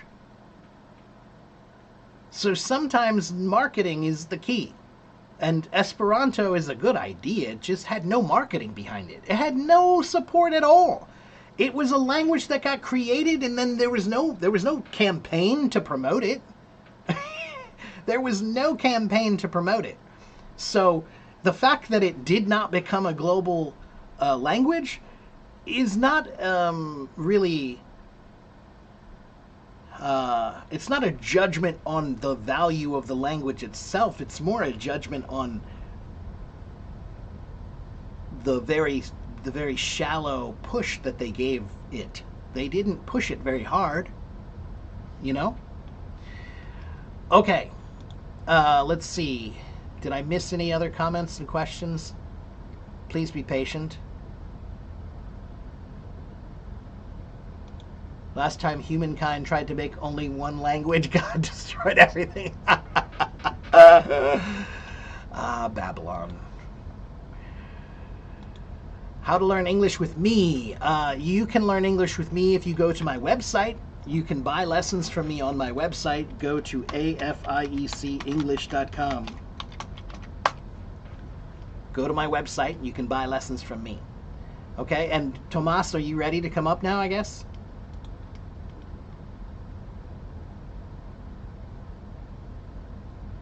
Christine says, I was told that Teacher Lee or Teacher Wang, something like this sounds like Chinglish. However, you are Teacher Mark. When I saw this, I got confused. Christine, I'm Teacher Mark because I taught English in Taiwan. And I became Teacher Mark. That's the way they do it in Asia, right? In Asia, they use Maka Lao Shi, right? Maka Lao Shi means Mark Teacher, right? So they just turned it around and put the teacher in front. Okay? However, so let me explain, Christine. In America, do most teachers use this? No, they don't. You're right. If you go to an American school, your teacher is Mr. this or Miss this or Mrs. this. Okay, right? Mrs. Smith, Mr. Jones, Miss Thomas, something like that. Okay? However, the word professor.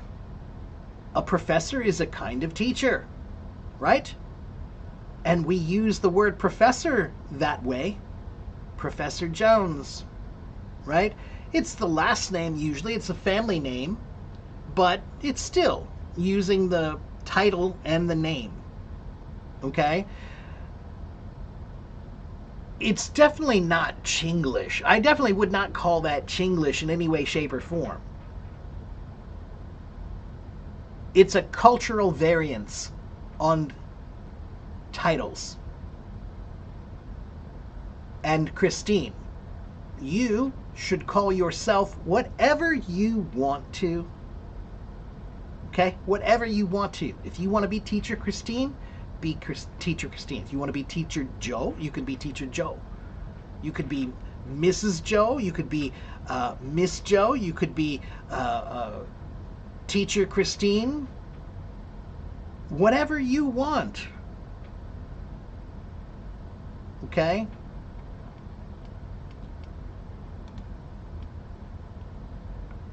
The number one rule about being an American to do so is to boldly do what you want.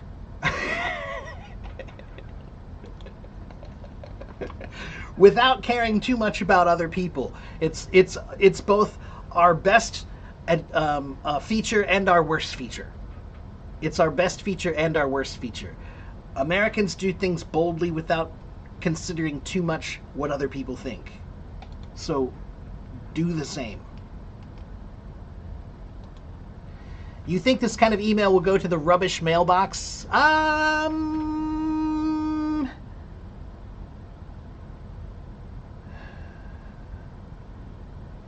Maybe.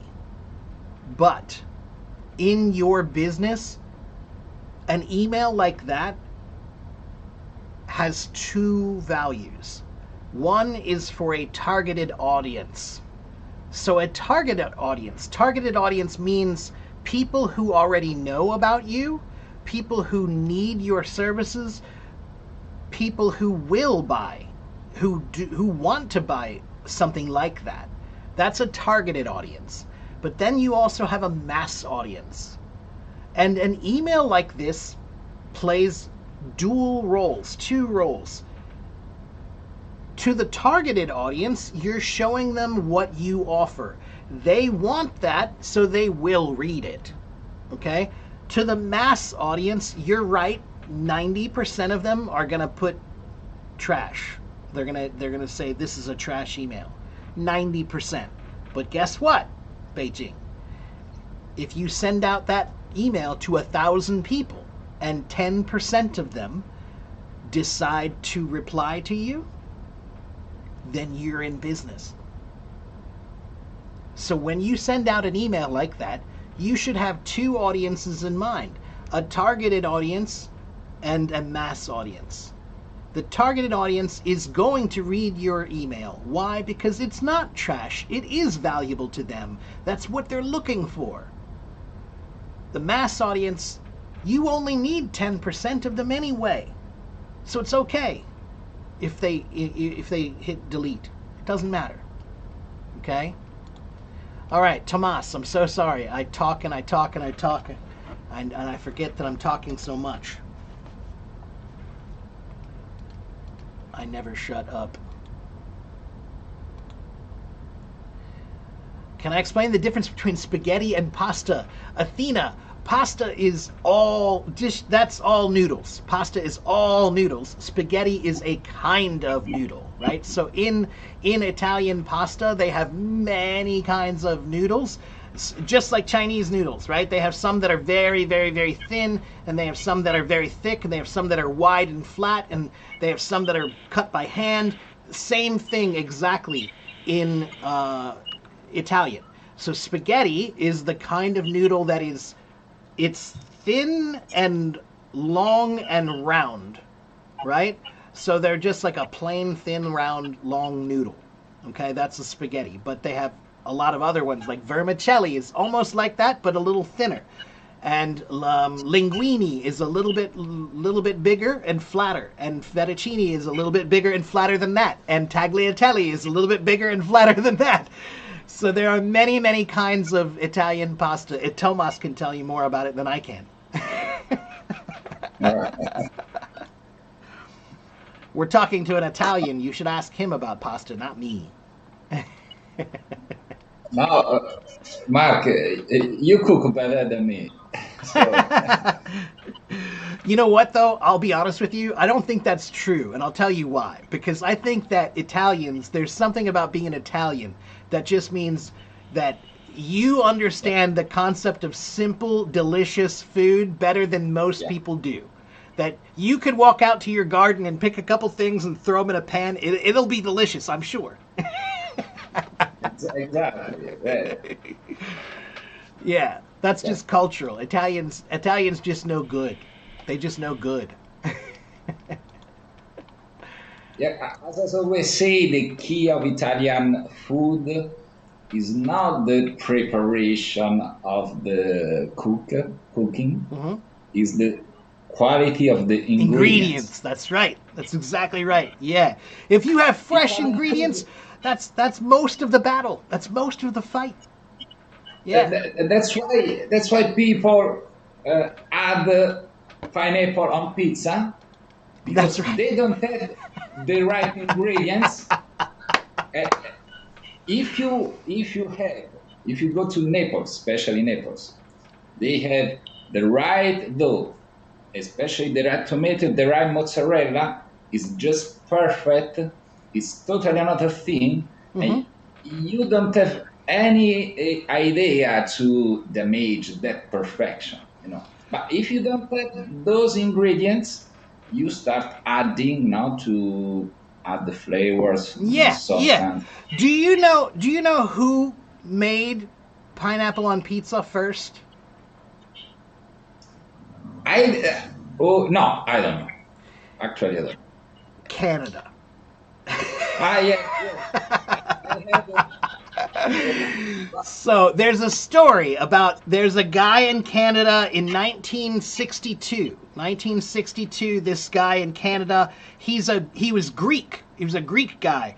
His name was Sam Panopoulos. Panopoulos, and he had a restaurant in Ontario, Canada, and he, Canadian bacon. Canadian bacon it's basically ham.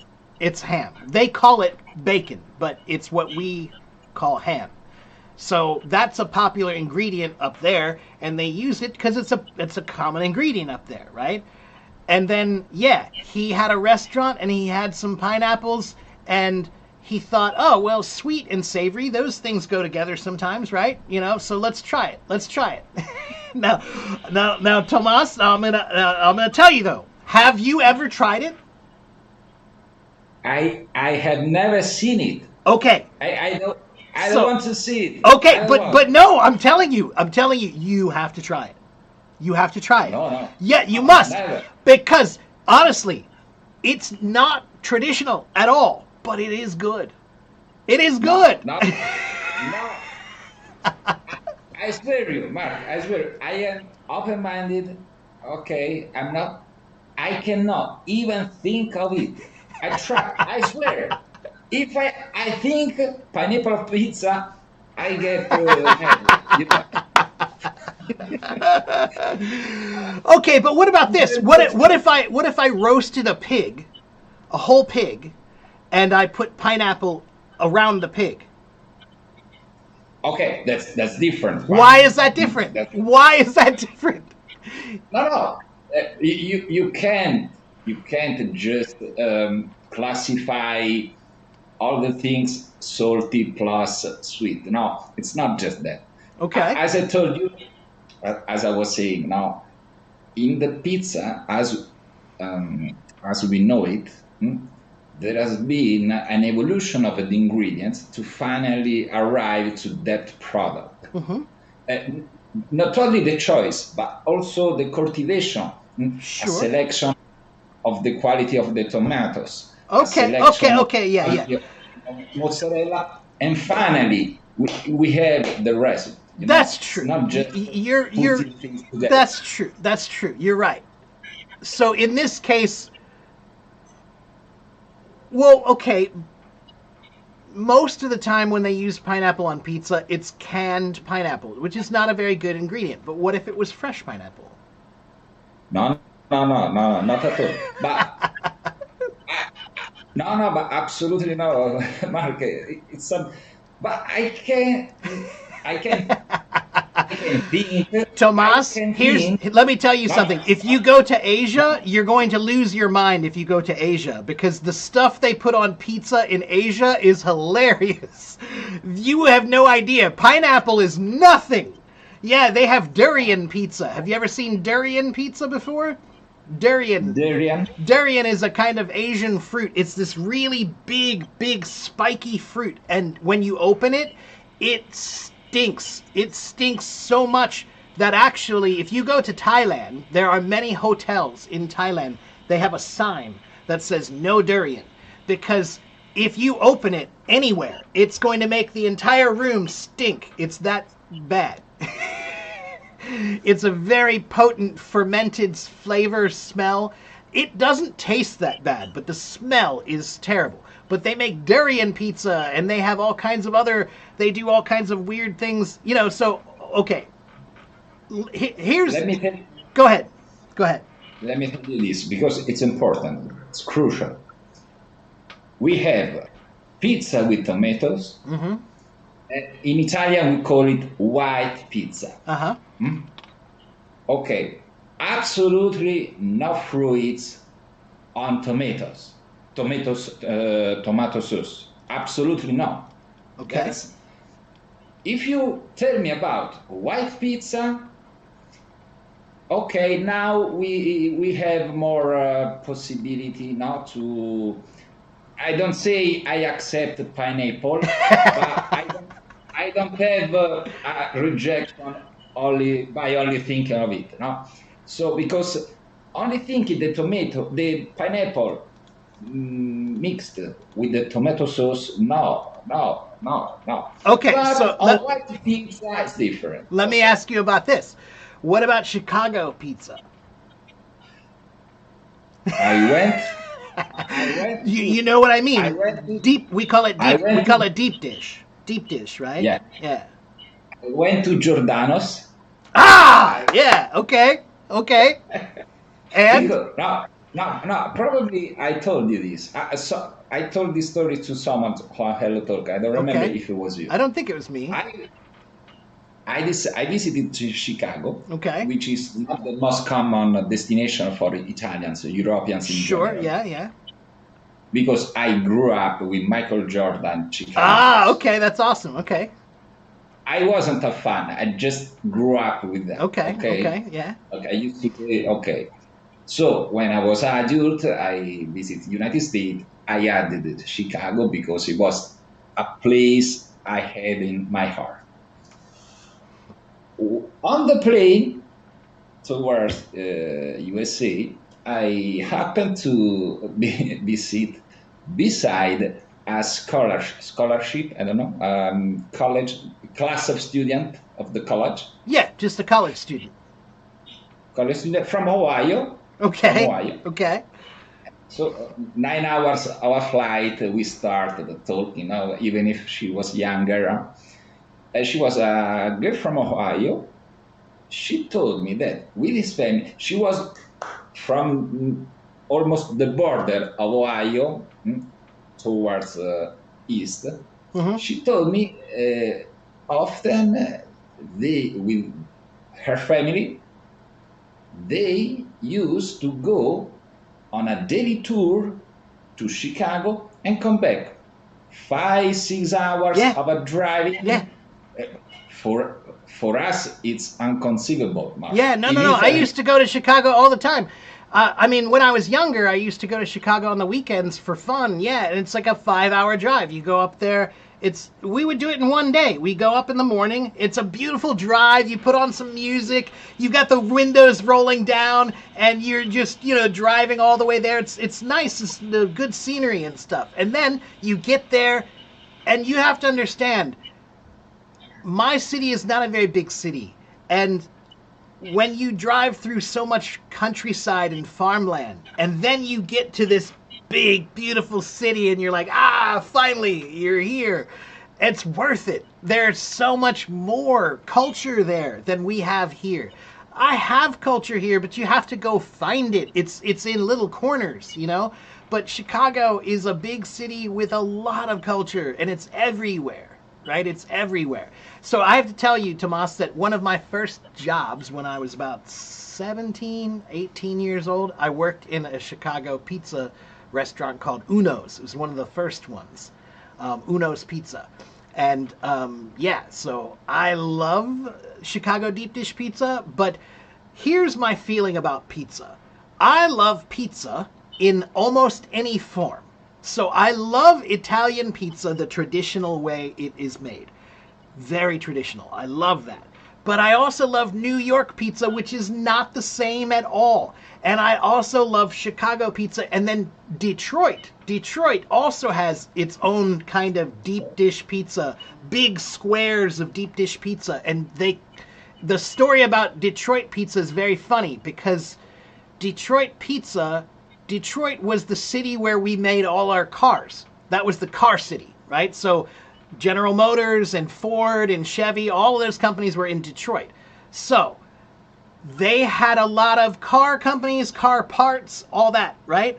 So one day somebody was making pizza in a restaurant and they couldn't find a good pan and they decided to use what they had lying around. And what did they have lying around? It was an oil pan. An oil pan. They used an oil pan from cars and they cooked pizza in it. And because of that, the oil pan is nice and thick. It's a thick kind of metal, and when you cook it, the edges get very crispy, and the cheese gets nice and crispy and chewy. And it became a completely new kind of pizza by accident because somebody accidentally cooked it in an oil pan. Now, Chicago, I want to show you something because I made a deep dish pizza just recently. I want to show it to you. Let's see. Mark, I love it, and I love to make it at home. Here's my deep dish pizza. This is a Chicago style Italian sausage deep dish pizza, and I'll show you the process that to make it. So when you start, you start with just the crust, and you have to make the crust rise, and you have to par bake it. Par bake means you cook it a little bit first for like 20 minutes, just to get the crust nice and cooked. And you put the cheese on the bottom. The cheese goes on the bottom of the pizza. yes, Yes, That's I the know. I knew that. that's one thing that's very weird about Chicago pizzas. The cheese goes on the bottom, and the sauce goes on the top. So then after you put the cheese on the bottom, then you put your toppings on there. And this one here is Italian sausage that I cut some Italian sausage and then spread it out over the top of the pizza all the way across. And then this one's pepperoni. And then after that, then you cook that. You cook the sausage and the pepperoni, and then you put the sauce on top, and some Parmesan cheese with oregano, and oregano, right? And then here, this is the finished one with some basil. But come on, that's fresh. That's fresh ingredients. Come on, you would try that, wouldn't you?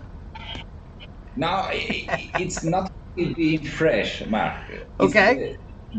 the type of the tomato and the type of mozzarella. Ah, It's not being okay. fresh. Okay, so the Yeah. type of mozzarella I used buffalo mozzarella, and I used San Oh, Marzano tomatoes. oh, perfect. Perfect. Oh, Yeah. I did because when I was okay, later I'll finish my story. When I was to the United States, I was a couple of days. No, some days I had to cook, so I went to the shop to buy tomato sauce to make it just a spaghetti with tomato sauce, a simple kitchen, a simple good. I almost couldn't eat Mark because the taste of the tomato Oh, it's terrible. sauce It's terrible. terrible. Oh, I know. I Yeah. know. What? How is it possible? Uh, you cannot me say, because you are used to Italian taste, and now you are not. No, because when Americans come to Italy, they all say it's very good. So, Yes, but there I'll tell you there yes, let me explain why. I'll tell you why. There is a history to it. When Italians came to America, a lot of Italians came to America, so they brought their food, right? But when they came to America, just like everybody, when the Chinese came here, they brought their food. When the Japanese came here, they brought their food. When the French came here, everybody, they bring their food. But the problem is, you can't always find the same ingredients, right? You can't always find the same ingredients. So you have to substitute. You have to use whatever you have, right? So that's how they change. That's how these things change over time, right? So, for example, if you can get a hold of good mozzarella and good, then you do. Then we do if we can. But if we can't, then we use whatever is available. And yes, you use, the idea is just that it's bread with something on top of it. That's pizza. Bread with something cooked on top. And the more fresh it is, the better it is. But here's the other problem, Tomas. The other problem is, well, there are two things. When Italians came here, they had one thing that they didn't have so much of in Italy: meat. So in Italy, Italian food does have meat, but a lot of it is seafood, and it's not too like meat based. It's more light. Traditional Italian food is a little bit more light, but American Italian food is very heavy. yeah, yeah, yeah. It's very, very heavy. And the reason why is because, do you know the difference between weekday sauce and weekend sauce? Weekday sauce, weekend sauce. I can imagine. I can Okay, imagine. what's the difference? What's the difference? I can guess weekend sauce is much richer. Yeah, that's right. Weekday sauce that's the traditional Italian one where you take some cherry tomatoes and some basil and some olive oil and some garlic and you cook it quickly, and it's not long, it's bright, it's fresh, it's light feeling, it's not heavy. It's not cooked very long, right? It's, maybe 20 minutes. That's it, right? But weekend sauce, that's one where they had all this meat now. And so they took this meat and they had lamb and they had beef and they had pork and they had veal and they had more than they've ever had before. So they started cooking it, and they would start in the morning, and it would be grandmas. It was the grandmas that did all the cooking. And they would cook it from the morning until evening. And yeah, that's how the tomato sauce changed. It became this completely different thing here, because when you see Italian tomato sauce, it's usually this bright red color. It's bright and fresh and light feeling. But if you Yeah. cook that same tomato sauce for 3 or 4 hours, it's going to change completely. And now it becomes this darker, thicker, richer, heavier thing. And they add so much meat and oil to it. And it cooks all day. It's very heavy. So it's because when they came here, they had different ingredients and they used them differently. They did what they wished they could have done in Italy. So that's one thing. But there's another problem, Tomas, and the other problem is a very simple one today. It's not only a problem in America, but it's a problem everywhere. People don't know how to cook, and so because they don't know how to cook, they don't know what good is anymore. Yes, yes. So, Yes. do you know what? Guess what, Tomas? The first tomato sauce that became very popular, a brand that became popular in America. Do you know what it's called? No, I It's don't know. called Prego. Ah, no. It's very funny because Prego means thank you, right? But the problem is, this sauce is terrible. Oh my God, it's terrible. It is cheap. It has a lot of sugar in it. It is too sweet. It's too overcooked. It's terrible, but it's cheap. But it's cheap. And you have to remember, No, that agree. if you're poor and you don't know how to cook, then you buy what you can afford, and that's what they can afford. So then No, their idea Mar- is that that's good, but it's not. You're Mark, right. I'm sorry, but I don't accept this. Okay, People, people have too many excuses. No, I you agree. cannot. Ah, because we are poor, we eat garbage food. No, I rather I will die. I Rather I will agree. die. I agree. But Also, also okay, because real good food is not expensive. it is here. Very high quality, yes. No, but okay, if you go to the supermarkets, okay, but you have to create a net of providers, one for the vegetables, one for the wine, one for Right. the cheese. And if you're a Okay, restaurant, restaurants do that. Restaurants do that. But people do not do that. people don't do it because they are lazy about food. Yes. Because people don't give sufficient importance to the quality of the food, and Tomas, we think do you know it's pure. uh, if you go to a park in Italy, if you go to a park on a weekend, what are you going to see a lot of? In Spain or Italy? Urban park or wilderness park. Just like a city park, just a city park, or a plaza, City. a piazza, anything like that. What are you going to see a lot of? You're going to see a lot of old people sitting around doing not much of anything. Because Yeah. because why? That's the culture. The culture is one of relaxation and chill. Okay, I loved that when I went to Spain and I saw all these people walking around like they have nothing to do. You don't see that in America anywhere. Nowhere in America do you ever see that. And the reason why is because we don't have that culture. Here, every day, every minute is hustle, hustle, hustle, hustle, hustle. And if you're doing anything else, then you are lazy. So, and you have to understand that it is life is expensive here, and because life is expensive here, there are many people who work so much that they don't have time to actually cook or make good food, and then they have to eat what we have, which is a lot of fast food garbage. So you have to understand the difference in culture. That's why I was saying, if you go to Italy, you find a bunch of people who they love the idea of doing nothing. They love the idea of doing But nothing. But here, if you aspire to do nothing, they say you're lazy. Yes, Mark, I know, but I know it's about life choices. Hmm? Yeah, it What, is. But it's what also about what you have available to you, right? So if those same people were in Italy, if they could have a job where they didn't have to work 60 hours a week, if they did have some free time, and if food were more local and more available and fresh, they would do it. But Tomas, there are some people who live here. We have something called food deserts. Do you know what a food desert is?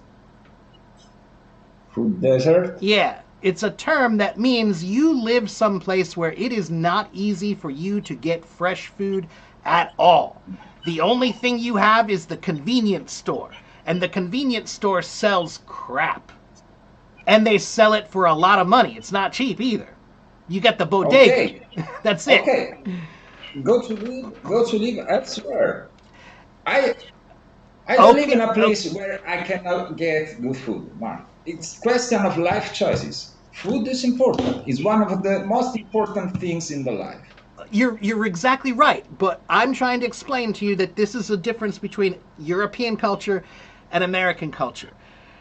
Europeans don't aspire to work forever. Work is not the only thing that matters in life in Italy or in Europe. But in America, I'm trying to tell you, if it were possible, if it were easy, people would do it. But it's not easy, and it's almost impossible. If you live in the city and you have limited education and limited background, right? Like your family is not, then you grow up there, you stay there, and you're not going anywhere. And the idea of buying a house, do you know how much houses are right now? No one can afford to buy a house. Everyone is renting and they're paying too much.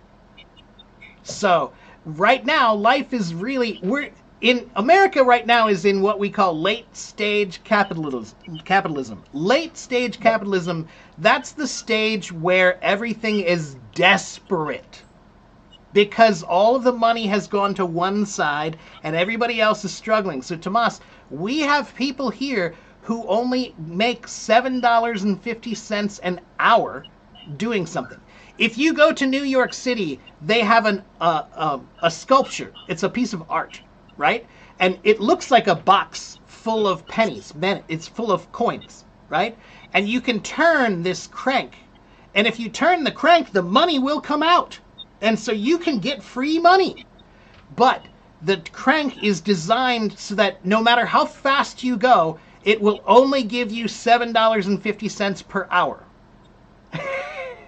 So it's an art piece that's designed to show you just how terrible it is to work for $7.50 an hour in America.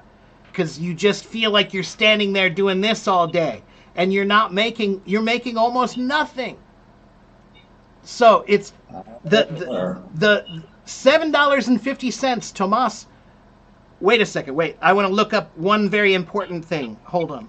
How long has the minimum wage been 750? The federal minimum wage has been $7.25 since 2009. 2009 is when they said $7.27 or 25 cents. That's the minimum amount of money. They have not changed that since 2009, man. So everything has gotten more expensive. Rent, food, bills, inflation, healthcare, taxes, everything has gone up except for one thing: the wage. Salaries. So it's not good. And so everything you said is true. Everything you said is correct. But I want you to understand that it's not quite so simple as just judging Americans for being lazy. Unfortunately, the system we live in, it's really hard to be anything but lazy. It's really hard to be lazy is not the right word. Unhealthy. Let me say the right word is unhealthy. The way our Mm. system is designed, it's very difficult to be healthy and to make enough money to live. I It's know, very I difficult. know, I know, Mark. That's why.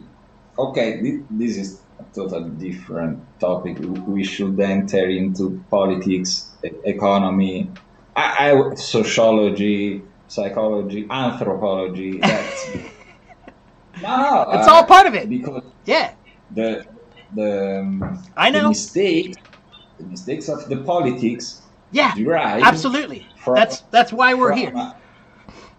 from a misconception Yeah, of the nature of the human being. We have forgotten what is a human being. yeah, So you're we right. think You're absolutely right. Yeah, but again, okay, yeah, and not to get too uh, yeah, yeah, political, but yeah, capitalism is not about that.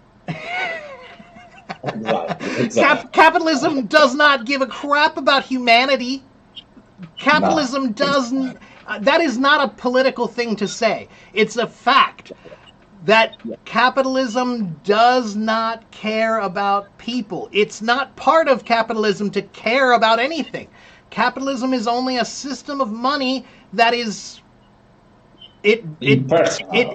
it's impersonal. It's inhuman. It's not based on humanity or our needs at all. Not at all. Yeah, So that's why it's difficult to make these two things work because you're talking about humanism. I understand that. I'm a yeah, yeah, humanist. I'm a humanist, but yeah. capitalism and humanism are kind of, Well, you know. okay, Marcus, I had a question, surely a question. Can I make a question about English? Sure, of course. Okay. Recently, around 1 week ago, I was shocked because I came across an English construction I hadn't any idea about. But for me, actually, it's something quite common, the correspondent in Italian. Hmm. So now I will tell you, you will tell me if you use it effectively as we do in Italian, the same kind of construction, or it's rare, and that will justify why I I wasn't aware of this. Hi, Mina. It is the construction there to be, hmm? Kind of there to be. There to be. And where It's a did you see shape. that? So, for instance, Like I would expect there to be 500 people at the party. exactly. Okay. Yeah, that's like a prediction. It's like a hypothetical imagining. You're imagining something. So to Yes. be, I would expect there to be. Yeah. Do you say it commonly? Do you say I it? Do wouldn't say you use it? commonly only because the context is not common, right? Um, how often do you need to use that type of context to tell people? Um, well, let me Oh, give me 1 second okay. to do a search and see if I can find some other examples of there to be. Hold on, wait a minute. Yeah. Delete draft. Let's see. Um, Now, take some examples and then tell us if you would use this construction or other forms. Because here we need a hmm. native speaker. Because correct is correct. Now the problem is to know if it's commonly said. So it's a grammatical construction often used to indicate the existence or potential existence of something, right? Yeah, imagining. So it is essentially the infinitive form of there is or there are. It's frequently used after certain verbs or in specific sentence structures. So that's why I said it's not common only because it doesn't come up very often. That's the only reason Yeah, why it's yeah, not yeah. common. Um, so I don't want there to be any misunderstanding. I don't want there You to should. be any misunderstanding. That, very Okay. common. Very common. Yeah, Okay. If you very have common. to say this, you use it. Yeah. Absolutely. I don't want there to be any misunderstanding. Yeah.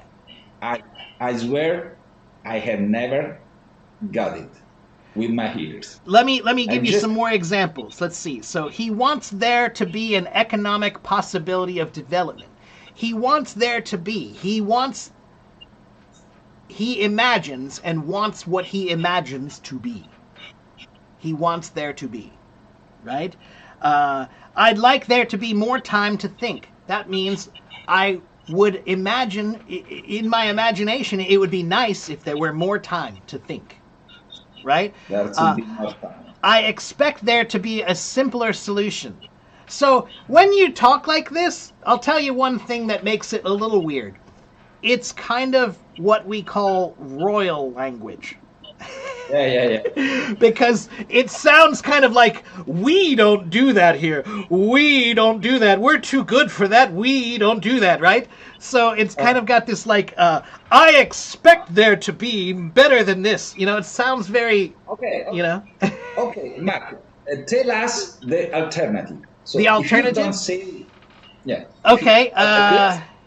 let's take one sentence, Mark. Let's Okay. focus on one sentence. Okay. Uh, I would like there to be more time to relax. okay. Uh, I wish there were. No, no, no. Say all this. No. I wish. I wish there were I more wish. time to relax. The word. I wish the word. Yeah. Yeah, I wish there were more time to relax. You could also say I wish there was more time to relax, but it only changes the meaning semantically just a little different, just a little bit. Can you say I would like there was? No. No, you could say I would like to have more time. I wish there were more time. Uh, it's a shame there's not more time. It's a pity there's not more time. They're all different ways to say the same thing, basically. You know, um, yeah. But so, like I said, it depends on the context. There are certain contexts that it is relatively common, like I don't want there to be any misunderstanding. That's a very common way to use it, right? Okay. I have said that sentence to my classroom. I don't want there to be any misunderstanding. The test is on Friday. Don't forget. I don't want there to be any misunderstanding, right? So,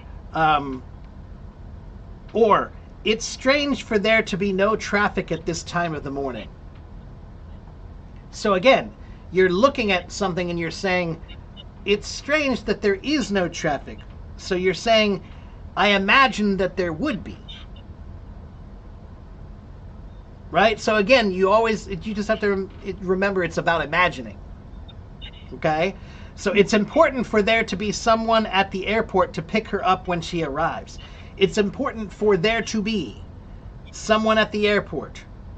Okay? So in You that, you go ahead. you moved to my next question, Okay? which would be about exactly the same construction, but when we add for, when there is a change of stuff, as you said, no? You said in the last example, it's strange for there to be traffic, Mm-hmm. Wow, this for we don't have in any other language, Mark. In any other language, we say it's strange. There is traffic. Uh, Doesn't work. It's strange. There is traffic. It doesn't it work?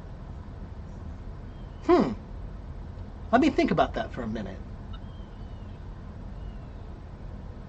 So you couldn't say in Italian,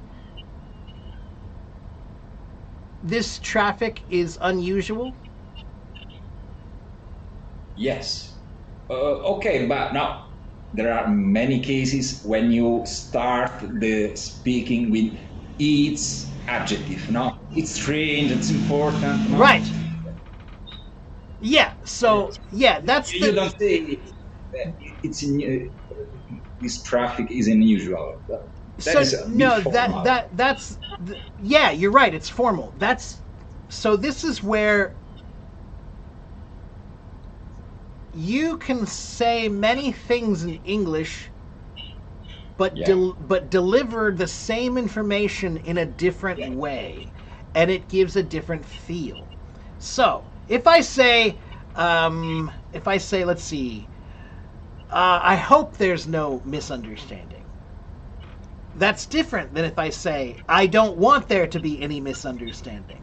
When I say I hope, that feels more positive. It feels like I'm supportive. If I say I don't want there to be any more standing, that sounds more authoritative. Like I'm in charge and you're listening to me. Don't misunderstand me, right? So it's the nuance of delivery. The way you deliver it projects a certain feel, right? So when you use, that's why I was saying it's almost like the royal sense, right?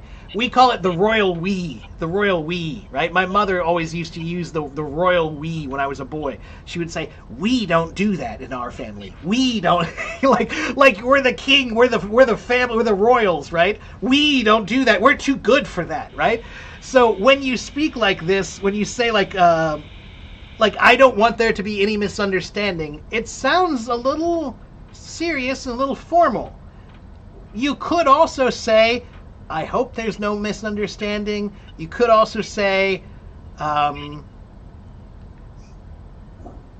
please understand me. If you just say it that way, that sounds a little bit less demanding and more hopeful, No, no. right? Indeed, I read we don't use this construction with after I hope. Hmm? As Uh, you as you confirm. That's strange because in Italian we do. We will do it. The correspondent, of course. So after I hope, no. You confirm. I have to get used to it. For yeah, instance, another typical sentence, Mark, close. It's important for there to be Mark at the meeting. That's yeah. okay? It's important that Mark be there, right? Something like that, right? It's important. Uh, if you wanted to use for to be in this case, uh, it's important for Mark to be there. For Mark to be there. Yeah. You don't say for there to be Mark. No. No.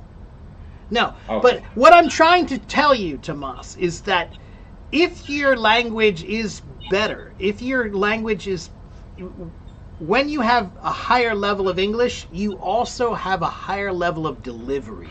And that means that you have the same piece of information and you could give it in the most simple way, or you can give it in 20 other ways, and each one has a different nuance of delivery, feeling, emotion.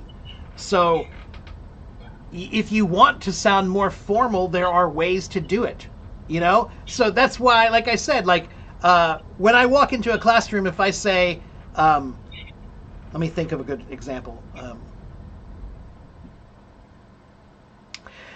There'd best not be any mischief when I'm gone. There'd best not be, is what I said. There'd best not be. That's not a common way to say anything. But because I said it with such formality, it's that royal sense. And now I'm in authority. And so I'm telling my students, there'd best not be any mischief when I'm gone. Right? It's projecting authority. I could say, hey, guys, don't mess around when I'm gone. But that sounds a little bit less serious. When I say there'd best not be, now I'm elevating the Okay. language by using a strange delivery. By using it's what we call a strained delivery. Okay? Language can be very direct and linear. I like apples. That's very direct and linear. But I could say, the apples that I occasionally enjoy eating.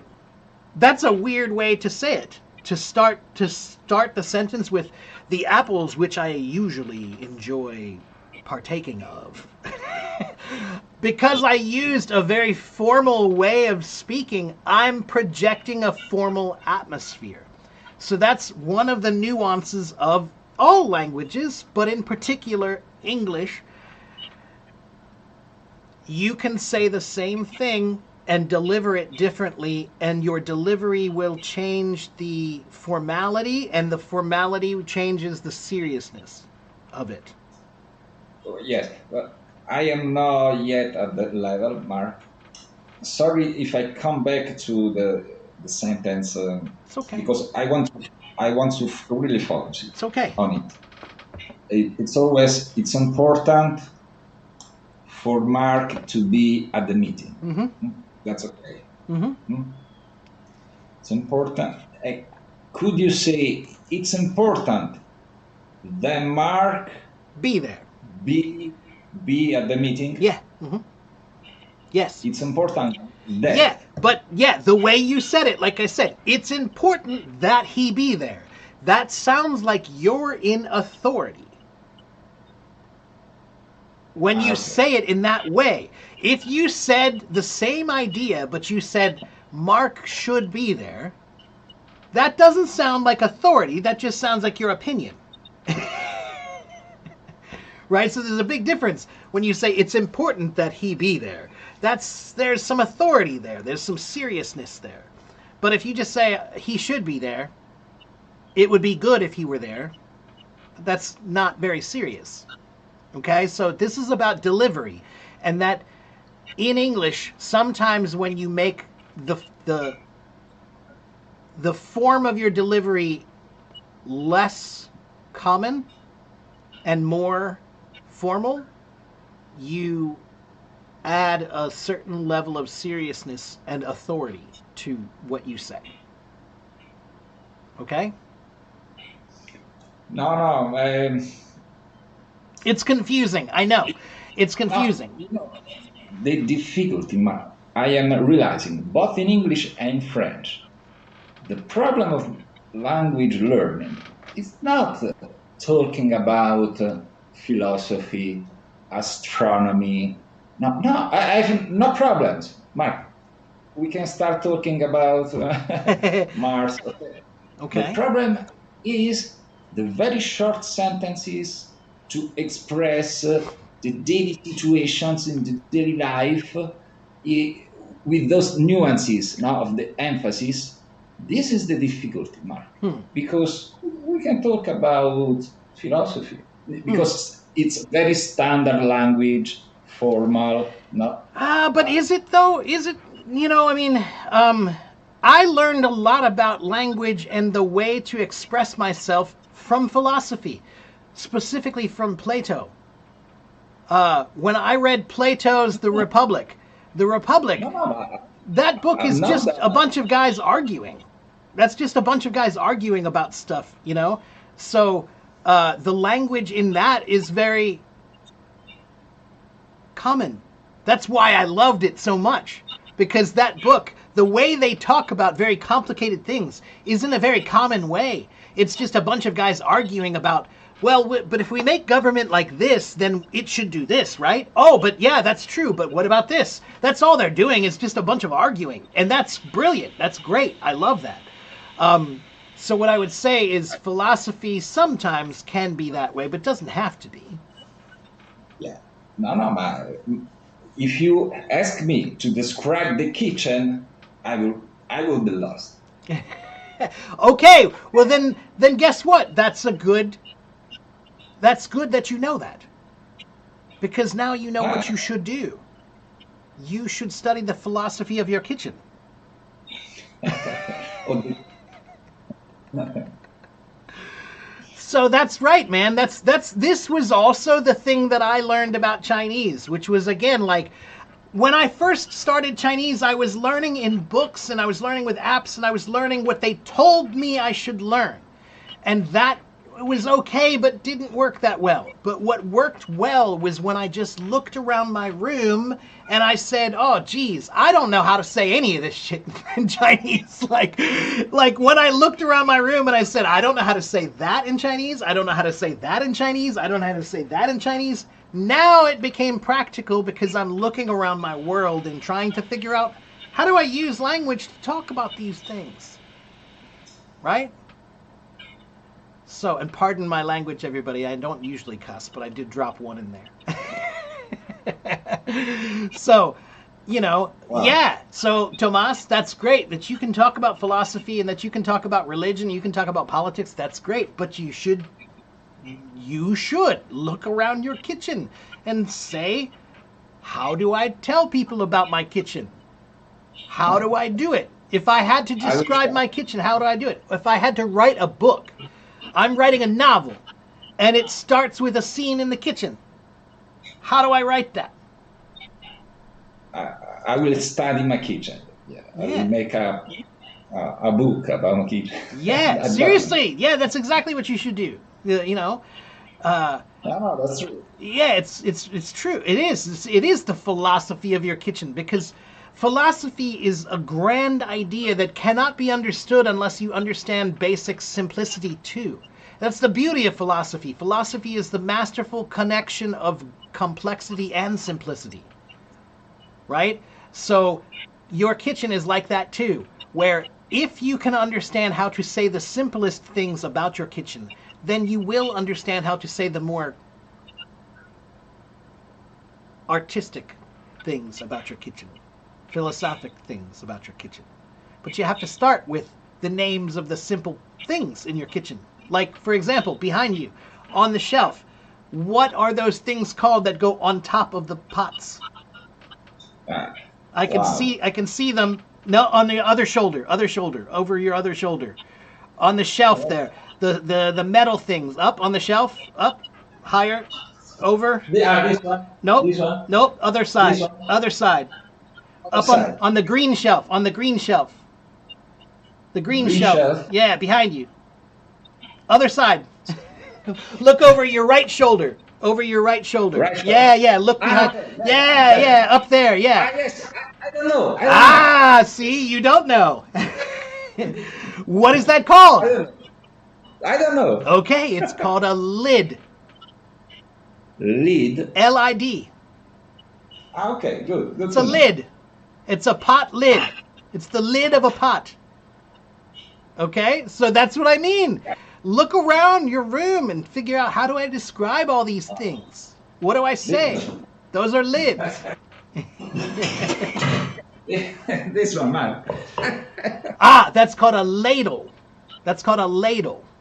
L A Ladle. L A D L E. L A Okay. D L E. That's lid I'm and lucky. ladle. Yes, I'm lucky because they are similar. Yeah, I may be remembering better. yeah, Lead and ladle. yeah, yeah. Okay. And I mean, a ladle is a kind of spoon. So that is a spoon, but it's a kind of spoon for soup, like to pour soup. That's to ladle, and it's a verb also. The word ladle can be a noun or a verb. So you use the ladle to ladle. Ah, okay. To pour soup That's right.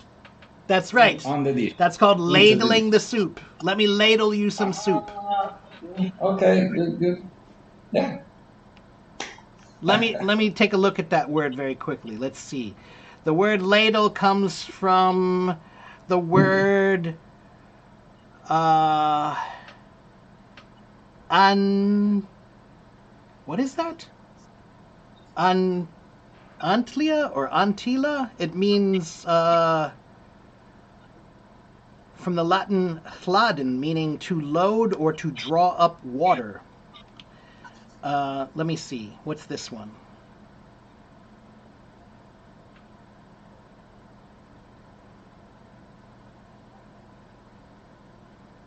Oh, okay, yes. So the original meaning of the word actually means to load up something. To load Load up. up. Yeah, so a ladle is loading up the soup, Yeah, yeah, yeah, yeah, yeah, right? yeah.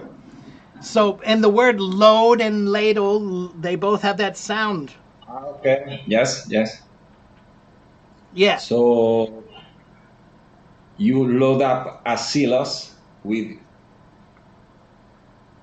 Uh, you load up a what? this- the silos in How do you spell it? the Oh, silo. S Silo. silo. Yeah, Yeah, silo. Yeah, SILO, silo. yeah. How do you load up a silo Yeah, on the a farm? farmers, we, Ooh, not with a ladle. of course Yeah, not. yeah, yeah. Okay, I thought you were connecting those two. Uh, No, no, how do you? just Okay, the so left, the you're just left, asking just the from left. for farm work. How would a farmer describe filling their silo? Is that what you want to know? Sorry?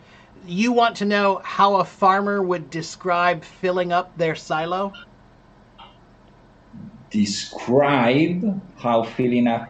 Yeah. How, is that what you're asking me? You want to know what is the No, word? no, the question, yes, not the all the process, just if we can use the verb ladle in the case. Oh, with silo? No, I don't think so. No. For a silo, let me think. What word would that? I'm not a farmer, so I don't. Let me think. Uh, what Fill word up. is used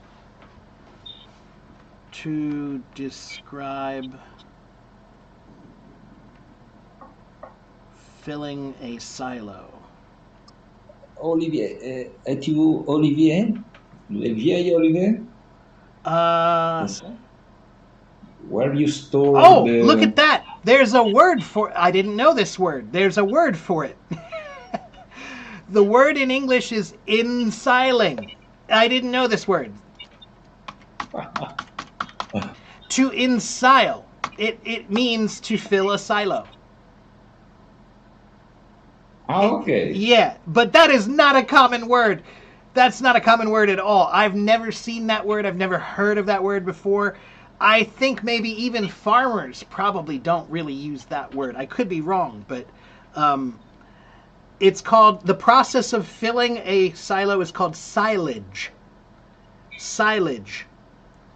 And ensiling or silage, both are fine. And but again, I didn't know that until just now. I had no idea. I had to look up and find out. I don't know what that word is. We most people would just say fill Yeah, because we don't know how to exactly. say it. We would say, how do you fill your silo, or how do you load your silo, or how do you what would be another word?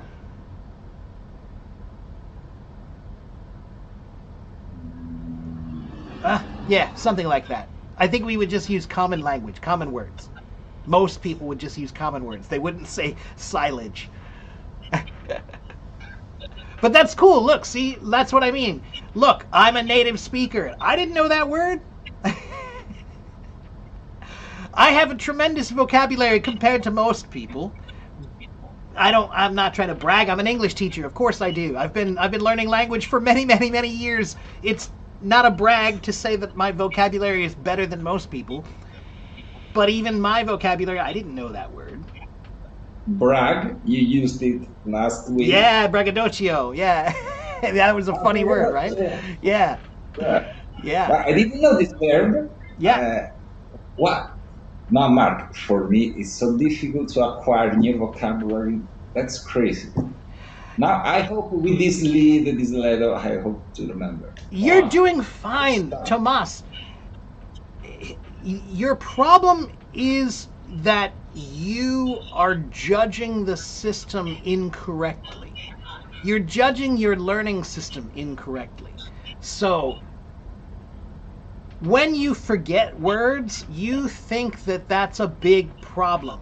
I don't. I think that's part of the system. I think that's the way learning works.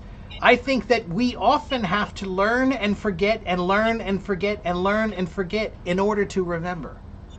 Mm. There are some times when you have to learn things a few times.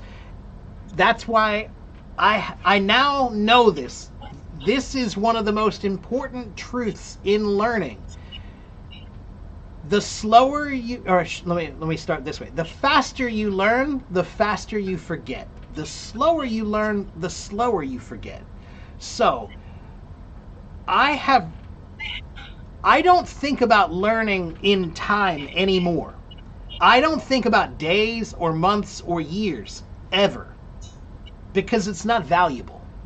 And because it makes you think that learning is supposed to be fast. It's not. The best learning is slow learning. So, consider your process to be a longer process, and now there's no problem. You're going to forget, but you will remember again. You No, know. no, yes, that's correct, Mark. We don't have to have expectations. Yeah, look, Chinese is the same thing for me. There are many words that I learn the word and I'll say it during the lesson, and then I forget it, and then I can't remember it, but then it'll come up again later, and then I'll say, okay, second time, now I've seen it again. Oh, okay, maybe I forget again, but then it'll come up again. It'll be, oh, third time I've seen this word now. Okay, now maybe I'll remember. It's okay. I have patience. You have to wait for You your will, you have to wait for your brain to be ready for the information sometimes. you will tell me in 3 years, Mark. We have been knowing each other for 3 years. I Yeah, don't know if you noticed some improvement in my of English. course I I don't have. remember. Yeah, Really? yeah, of course I have. But Tomas, the one thing that you have that makes you a great student of anything, I'll tell you what you have. You have something that many adults lose. You have Mm. curiosity. Yeah, I knew you were about to say that. You are still an adult with a curious mind. That's a rare thing. That's a rare thing.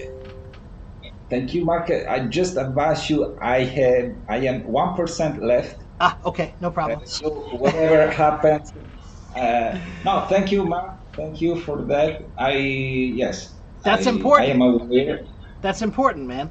And you know what? I was just talking to my mom about this just this morning, and I was telling her that that's one of the reasons why I think ChatGPT and AI are so awesome, because I use them every single day to ask questions that are the crazy, weird questions in my mind that I want to know Me about. too. And that Me too. that people used to say, oh, we don't have time for that. We don't have time for that. No, we don't have, now we have time for that. So I ask it all of the questions, everything that I don't like in the world, everything that I don't understand, everything that I want to see better or understand better, I ask it, you know? And yeah, curiosity is a great thing, but we have learned that the older you get, the more questions you ask, it's like you're not mature, because adults don't ask questions, they answer questions, right? So if you have questions, then you can't be in charge. You're not the authority. That's what we're taught. We're taught that you can't, that if you want to show that you're in authority, then you can't have questions. So that means that many adults, they grow up learning that you should stop being curious. But that's I, why it's such a brilliant tool now, because it is the best way to uh, practice your curiosity. And curiosity should be practiced. Yeah. it's just normal for me. So, Good. Yeah, it's normal for you. But you know what, Tomas?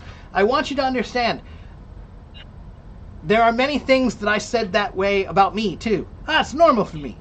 But I only realized just in the last few years, because I've had so much exposure and I've met so many people and I've learned about others so much, it's normal for me. But that means it's just normal for me. It's special yeah, for a yeah. lot of other people. Me too. Recently, I realized that about even more important things in the life, but paying price for that because you do things now genuinely now, but the others think differently. They interpret your behavior according to their standards, which are not our standards, and without being aware you are not even hurting them, or they feel hurt when Well, you are you have to talking understand to. that's another big life lesson to learn. A life lesson to learn is that when anyone reacts to you, whatever they are reacting to is the way they see the world through their eyes. So, there are certain things that you say that you might not think are bad, but someone else will hear them, and because of the way they see the world, they will feel it Yeah, is. Right? yeah. So, um, again, we're all unique. We all find our way by ourselves. But what I mean is, many people have qualities that they think are common, but they're actually special. But you can't know that. You can't see it. You can't see it because you don't see enough of the picture, right? You don't have enough of a sample. But when you get a bigger sample, then you can see that, oh wow, like I didn't know that many of the things that I teach, I thought everybody knew this stuff. I thought everybody knew. I didn't know that these were special ideas that I have. I didn't know that I have a different way of looking at things until I talked to enough people and then they said, "Wow, I've never heard that before." You know? So, No, of course, Mark. Of course, you have some particularities. yeah, of It's not course. common. It's not common what you do. I know. Well, That doesn't mean, of course, you are better. I no, am no, no. better. He's better. What She's I better. what No, I it's just my point characteristic. Yeah, my point was merely just that everybody has some qualities that they think are common and that are not special, but that someone else will see that same quality and think, "Oh, wow, I wish I could be like that." You know? So sometimes the things that you think are common and not special, they are. It's just like if I take a diamond, if I take a diamond to France, it's worth a lot of money. But if I ask a dog, do you want a bone or a diamond? Which one is the dog going to choose?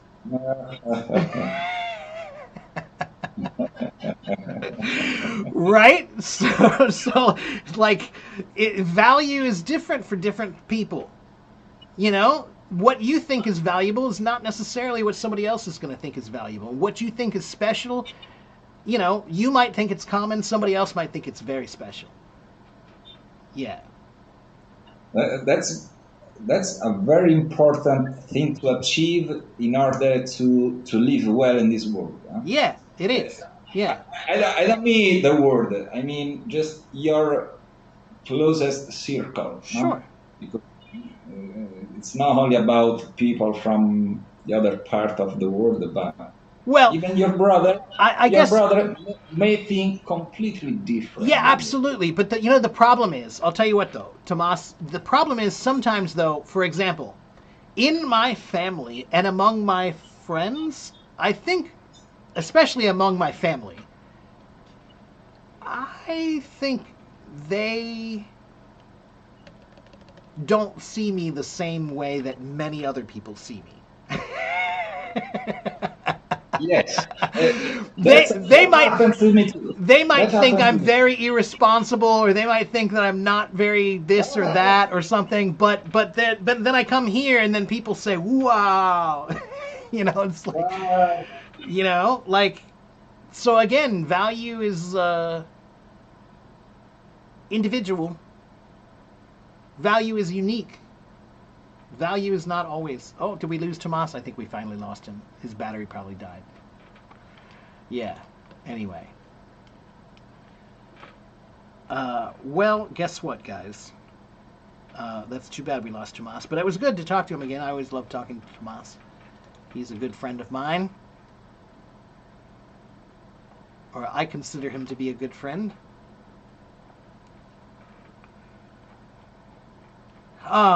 Guess what, guys? I have been here for almost 3 hours. That's too long. That's too long. So I should go. I should go. But before I go, let me give you my link so you can follow me. You can go to my link tree. Go to my link tree and you will find everything to follow me. You can follow me on Hello Talk, I have 82,000 followers here on Hello Talk. I think close. I'm getting close to 83,000. I think. Um, you can find my WhatsApp. You can find my WeChat. You can find my website. You can find my podcast. You can find my YouTube. All of that is on my link tree. Okay? Go to my link tree and you will find my WhatsApp, my WeChat, my, I think my Telegram also, and my podcast and my website and my YouTube. Okay? So go to my link tree and you will find everything. You can follow me. All right, I have to go, but thank you guys for watching and listening and participating. Have a good morning, have a good afternoon, have a good evening wherever you live in the world. Oh, Tomas. Oh, no, that's not Tomas. Oh, he's still gone. But yeah, thank you, Carolina. Thank you, everybody. And I'll see you guys next time. Okay? Bye.